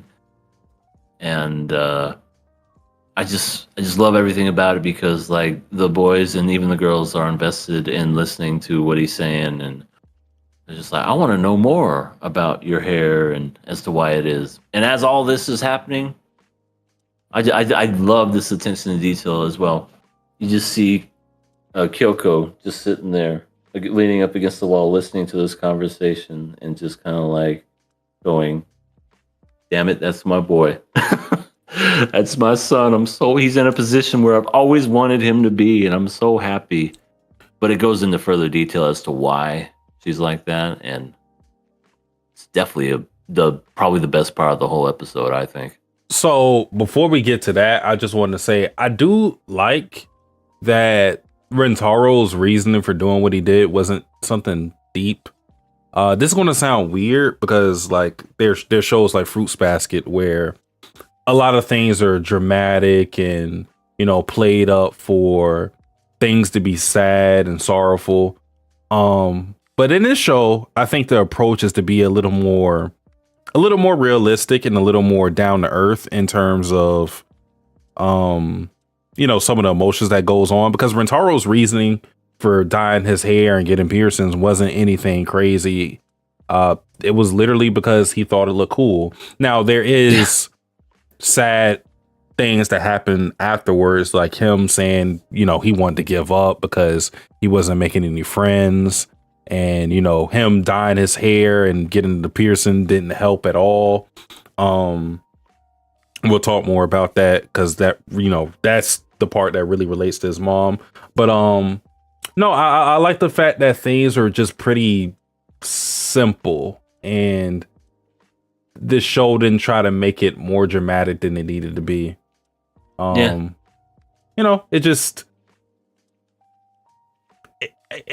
makes it like more digestible, I feel, to where it doesn't feel like so heavy, because I don't think everything needs to be heavy. No, not everything has to be a long arc, or like, you know, I wear these scars for a reason. You know, because when especially if you're in high school and it's like a rom-com, or I'm talking about the scenario, but I don't know, just like a high school student in general, I feel like, you know, teenagers are a lot more simpler than people give them credit for. Sometimes people will just do certain things just because something looks cool. I could see if Rentaro wanted to. I mean, he basically did just say it. He was like, this guy had cool looking hair, and I like the piercings, and I just wanted to get it. How many times have we seen shows where it's just like, oh, that's a nice little shade right there. I want to look just like him. I want to be a rock star. I want this and that. But yeah, I agree. It's always, you know, my mother had the same hair color, and I will always remember her with the color in my hair. Damn. Yeah, that too. It's just more relatable. Like with the thing Rentaro, him specifically. Like I literally went through the same thing. Not with the dye hair, but with. I'm trying to think. When did I get pierced? Actually, I got pierced. This gonna sound so weird. You know what's the first thing I did to like change my look? Like, you know, other than cutting my hair? No. In middle school, I had a gold tooth. I was actually gonna say grill. Yeah, I had a gold tooth. So that was the first thing I did. I had a gold tooth, and I never forget how my teacher reacted to it, because she was so like caught off guard. But that was the first thing I did because my dad had them before. So that was like one of the big changes for me, because I was never like a real like eccentric person that you would think, you know, would have a gold tooth or anything like that. You know, I wasn't like super flashy or anything like that, but I just wanted it because I thought it looked cool. And then I ended up having it, and I was like, you know, it was a big thing for me, especially in the moment. So yeah, I think that's why I like some of the more simple stuff in this show, just because it is more relatable. Yeah, that's not to say that you can't be dramatic, because Fruits Basket definitely has its place, and you know, telling the story it tells. But sometimes I think stuff like this really works because, you know, from the audience perspective, you're telling stories that they can kind of draw back from their own experiences, even if it's not a one-to-one type of thing. Because like I said, I dealt with the whole thing with Rentaro dealt with as well. I'm sure other people have, because that's kind of like the time, middle school, high school, where you make those changes, piercings. You can, because everybody wants to stand out, you know. So Yeah. that's usually the time where you're becoming more independent and you're taking strides to look different, even if it's because of inspiration for somebody else. Like, oh, I want to look like this rapper. I want to look like this artist. You know, that's usually the time. For sure. For me, I didn't even do much in high school when it came to like the looks. It wasn't until way later in life where I decided I wanted to try to change up, and it was 10 years ago. So when I was in my late 20s, where I said, you know what? I've never had one before in my life. I'm going to get a mohawk. So I wore a mohawk for the first time in my life, and I was going to a concert to basically showcase that. So I was just like there, and I remember people were just like, cool mohawk, man. You don't see those there nowadays. Da, da, da. And I was just like, awesome. And obviously I wasn't going to keep that style because I just did it for the night. But then when it, I don't know, was like laid down, it was still had the length, but then my sides were like shaved. So it was kind of like, I don't know, like an undercut. And I kept that look for a good while, and people really said that it suited me, and I had it for the longest time. And I remember I had it so long to where I just put my end into a ponytail, and it was almost kind of like a man bun look. But yeah, that was when I had that extreme look where I just changed all that. And yeah, it was just nice feeling. Never got to do really many of that stuff because I spent most of my life raising a kid. And then when how old would he have been? He was like 8 around that time. I was just like, I'm going to do something different. He gonna do something crazy? I'm gonna do something crazy because I think I don't know, he wanted to have red hair at that time. So I was like, I'm gonna get a mohawk then. So we were both just kind of goofy. Yeah, because it may seem like a very like simple thing in a moment, like, oh, you just do that. But I think, especially if you're accustomed to a way of looking, living, whatever it may be, like it's a big step. Like for me. I mean, you saw, like, I got this last year. That was a big step for me because I'm like, I would have never have thought that I would get one of these, not just because of like just the initial like pain of it. It's really not that bad, but yeah, I never really thought about having one of these, and it was kind of like a spur of the moment type of thing. Like I want to get this. You think about it for enough, it's like, all right, let's do it. And then you get it, and you don't really know like how you're gonna feel months later, years later, whatever. But kind of just do it, because you think it looks cool. That's all you really need. That's all. It doesn't need to be anything deep.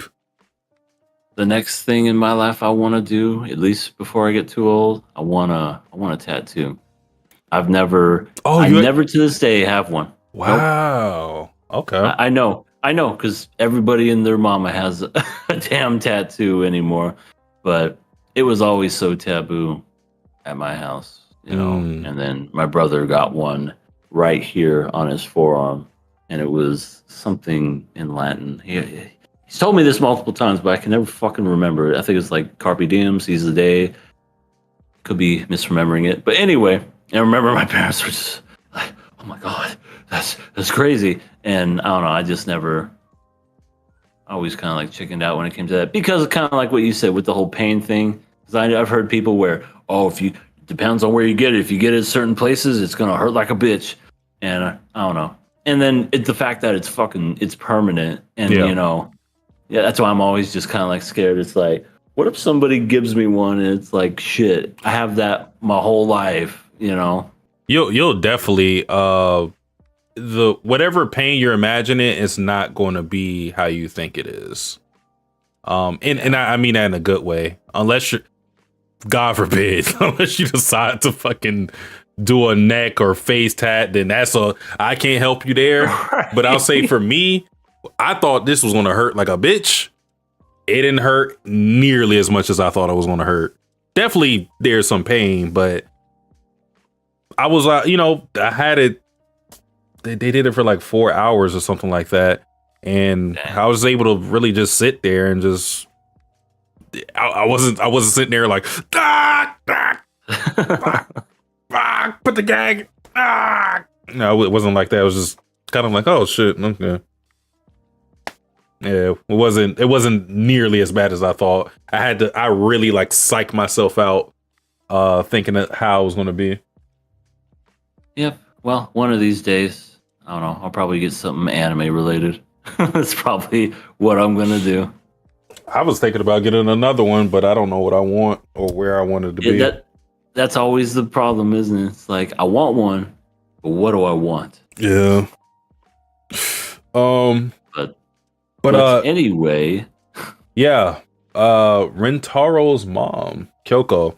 So yeah, this episode I think really was just great for her. You already talked about her reaction towards Rintaro, or hearing how other people felt about Rintaro, because for her, and this is the bit of information that we got confirmation on something that we already theorized episodes prior.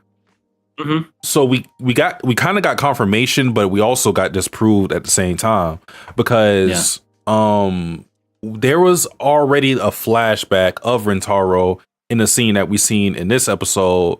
It wasn't expanded upon back then. We only got a glimpse of it, but in that little glimpse, we saw that Rintaro's mom, Kyoko, did not have blonde hair. She had black hair.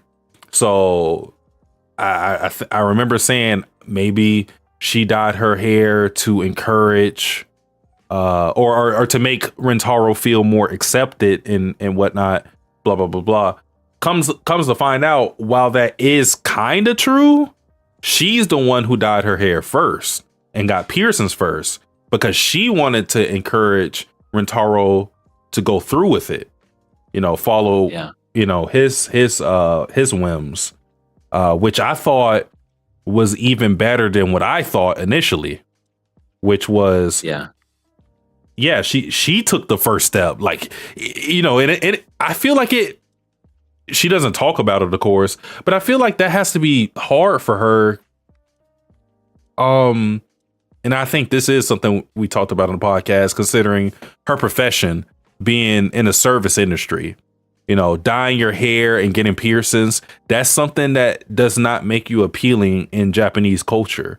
That's not very accepted. Blonde hair, that's not to say that you don't see people like that, but that's something that you typically see in more like entertainment.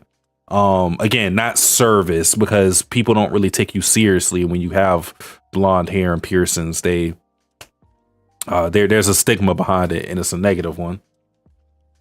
Yeah, I like how they touched base on that as well, because she essentially was taking a huge gamble doing something like that, because I think at that time they had just opened up their business and were going to start selling and whatnot, and you always want to make a good first impression. Mom and pop shops, even the regular chains or whatever. If you have shitty customers service, it don't mean anything. But this is a mom and pop shop, and they wanted to kind of get their feet off the ground and sell the cakes and everything. And I almost feel like that's kind of like why the place is so desolate most of the time, is because of the fact that she has that hair, and maybe because they see the hair, the piercings, and probably also followed by the fact that her son is huge and scary looking and also has piercings and dyed hair. So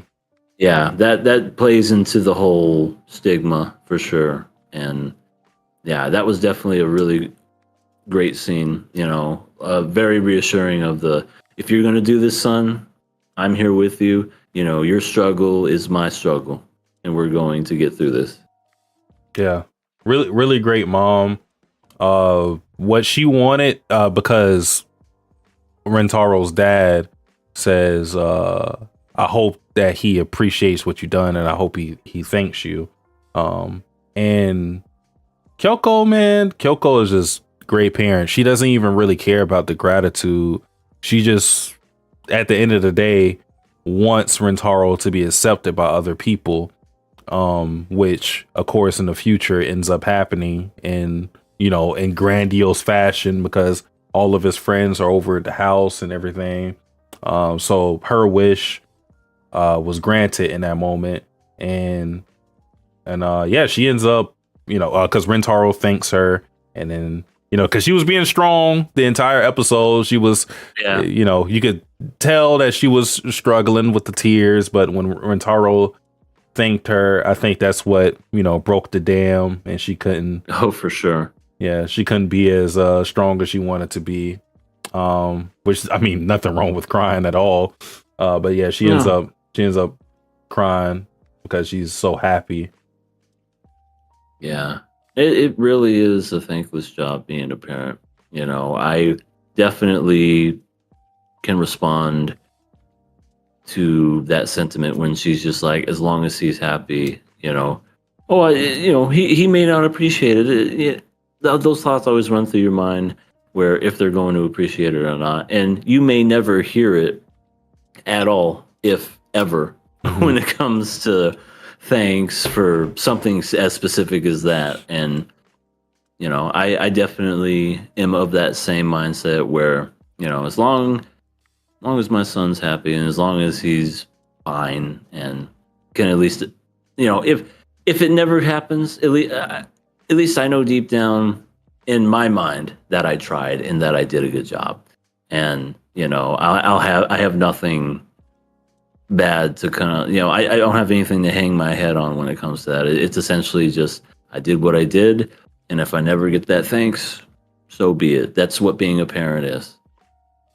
Yeah, it's something that you won't get any rewards for, maybe even recognition for, other than like the days, Father's Day, Mother's Day, and even then you don't really, even then you don't really get the appreciation that you put into it. But we're out of food, Dad. You gonna get any more? Thanks.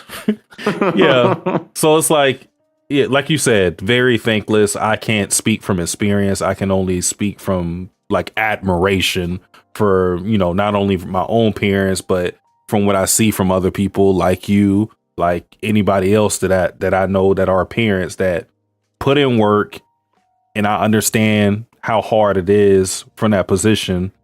Because, even if you're a parent, at the end of the day, you're still human, and there's those feelings that you have to struggle with that conflict with you being a good parent, but you had to internalize it, balance it, and do what you had to do. And it is a very, I can't even imagine it fully at all, but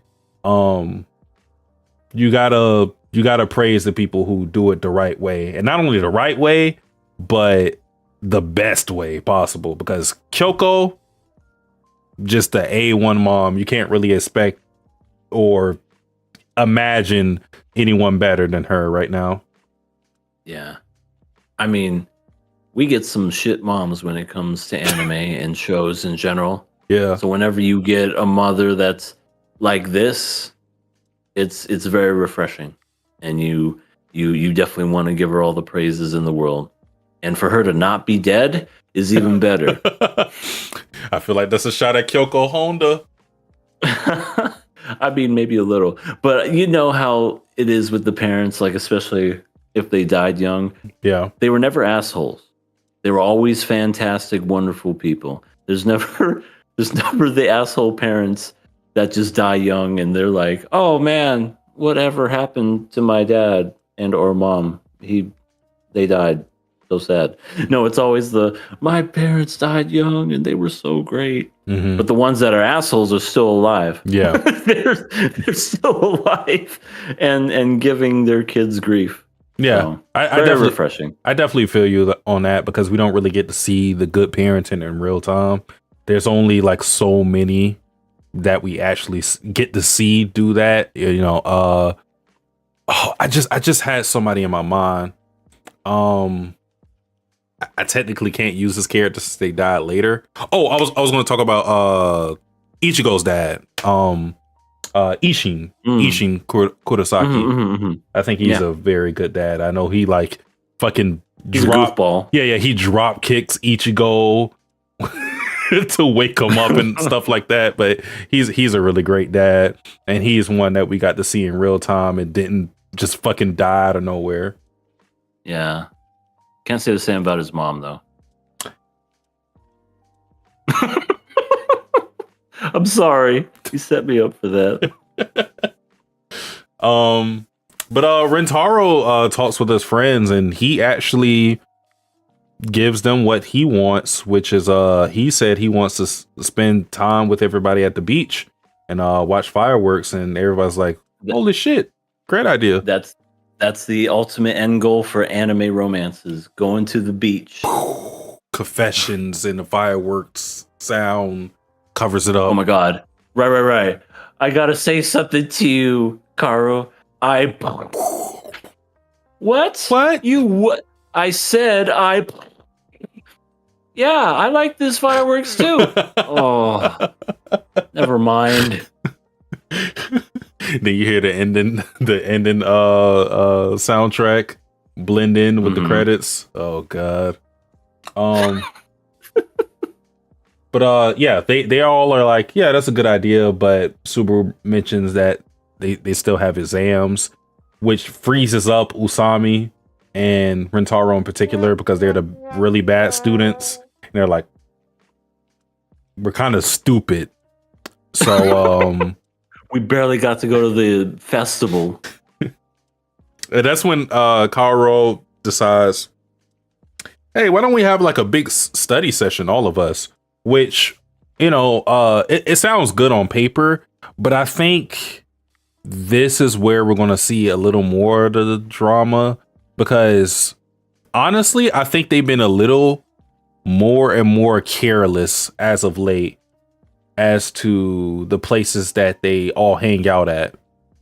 Because remember before, it was like, all right, we need to go to this area to talk to each other. And now they're kind of just going to Rentaro's home, which I don't know how far it is from the school, but I think they're going to be a little too careless with how they hang out with each other, which is going to bring up some of the, you know, more the Kikyo Chidori drama, which they've been trying to avoid.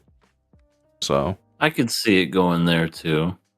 Or it could just be totally fine.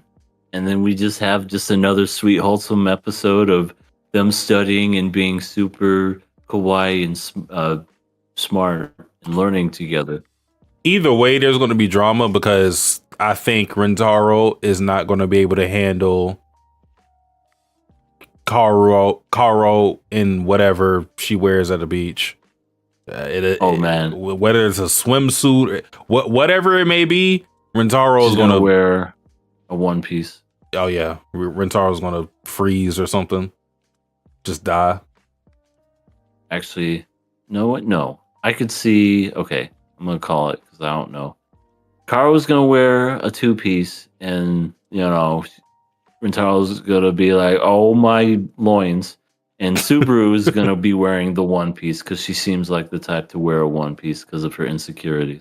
I can see the because I've seen this in anime. I can see like the bikini top and the dress combo coming from either one of those characters, because I see that all the time. Like the one that's on my mind right now is this one. Hold on. Constantly. Always. It never leaves my mind. I think dirty thoughts.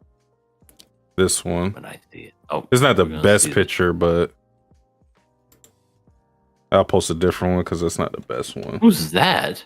Mitsuru from Persona 3. Okay. But yeah, no, I've definitely seen that bikini before. It's the styling, you know, the bottom, but then the top is normal. The bottom's always got to be different.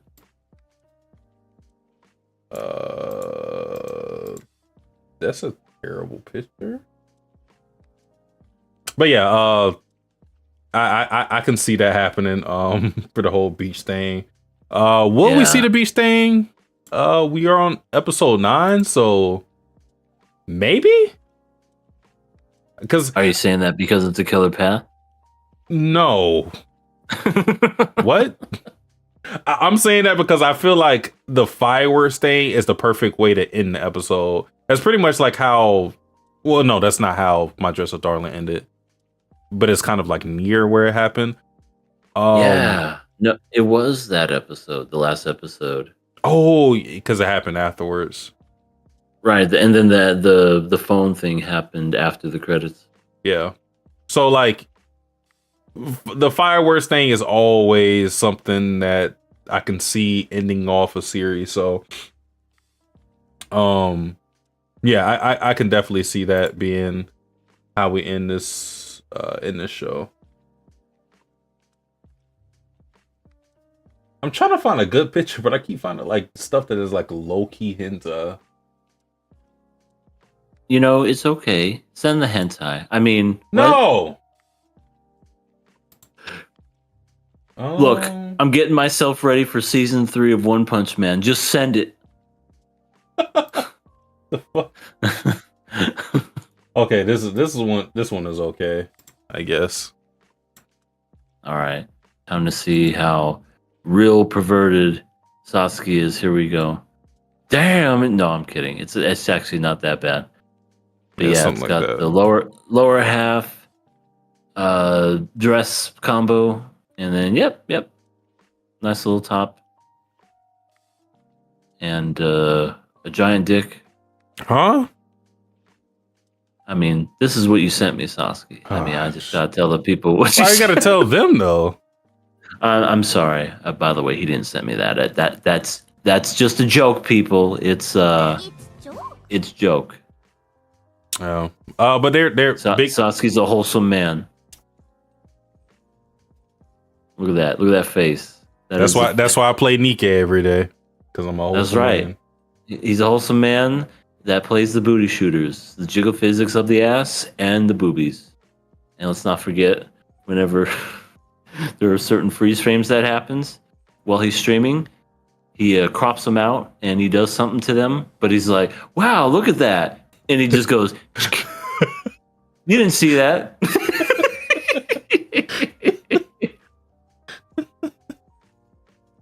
Because he's a wholesome man. Yeah, because I'm a wholesome man.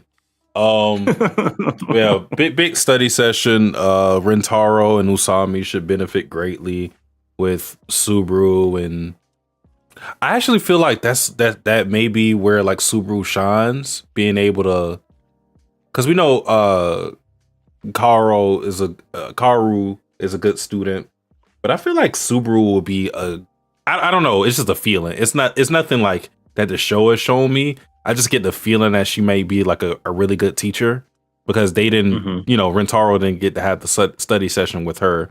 So I think, because I feel like there's going to be a need for Subaru to connect to the guys more. And I think that will be the end way to do it, to make her be the person that's like a better teacher to the guys. So yeah.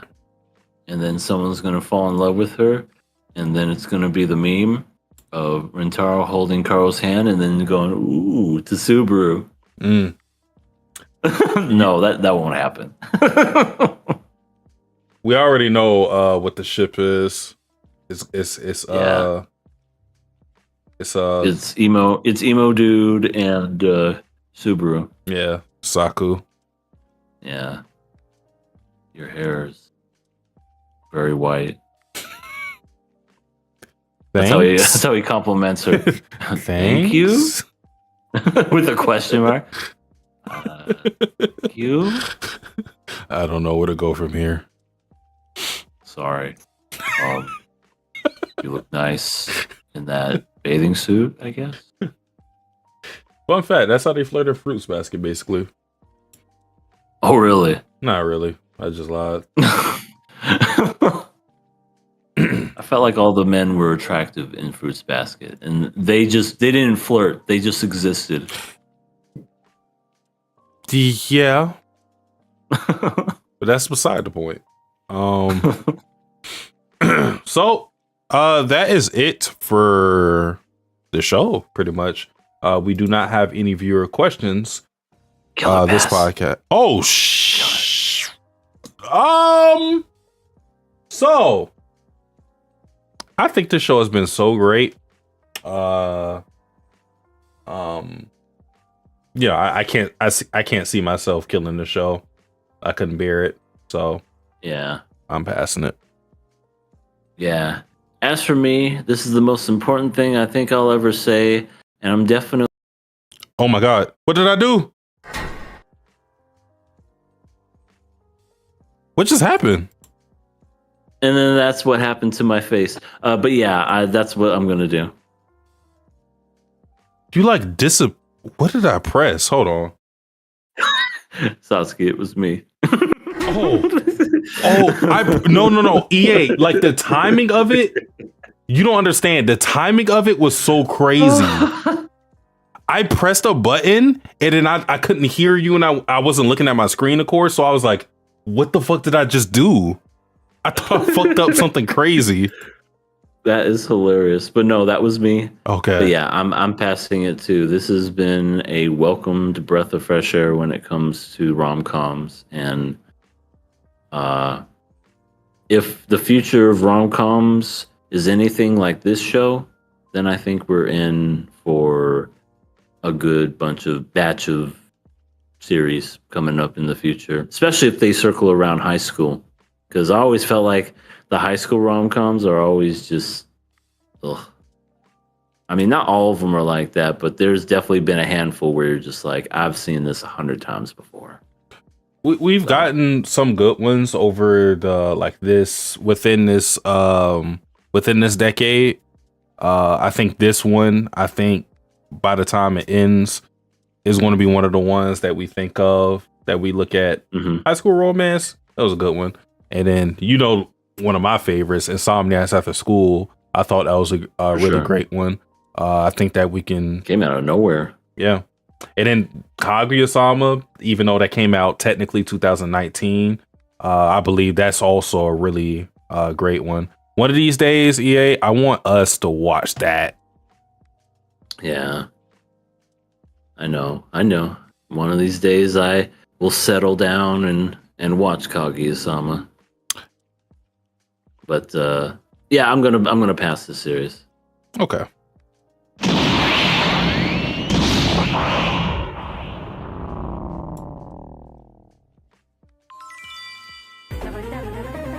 You pass this time. Yeah, we need to do, I don't know when, but whenever you're available, we need to watch Kaguya-sama together. At the same time? Yeah, at the same time. Okay. I don't know, you stream it, I stream it, something like that. Because it's you could get through. I mean, you'll know very quickly if you like it. Because I would say if you don't really like the first 2 episodes, I don't think you will like it at all. Okay. But yeah, Doesn't it have 3 seasons? Yeah. But I'm saying I can't see you liking the entirety of the series if you don't like the first couple episodes. I just can't see it. Because you really want to be... It kind of shows you what it is, even though there's more to it, of course. But at least with the comedy aspect, if you don't really like it in the first couple episodes, I can't really see you liking it in totality. Okay. So, all right. Well, one of these days. And also, I got to talk to you about something later, but Sasuke's about to beat my ass. We gotta talk. Do I have to go to the bridge again? Please don't spank me with that side of the paddle again. No, I don't want to go over the bridge this time. But appreciate everybody who joined us tonight for this podcast. If you want to ask questions, remember, there's always the Google Doc. Anybody watching right now, anybody watching on the VOD, we have the Google Doc. You can submit your questions. We will answer it next week as well. We have the links that EA has already posted for our Patreon, which is only $1 a month, where you have exclusive rights to watch some of the streams that we already talked about, the Watamote podcast, the Drunken podcast, the Pokemon, and more to come. Just stay tuned. As well, we have our Blue Sky that you can follow us and get updates, because if you don't see anything from us pertaining to a podcast that's supposed to happen on this day or whatever, you'll get live updates from our Blue Sky, because that, if you don't see anything on YouTube, you'll see something there. So follow us there. Again, appreciate everybody who joined us tonight. Hope y'all have a good night, morning, afternoon, wherever you may be while watching this, or when you watch this on the VOD. We are out.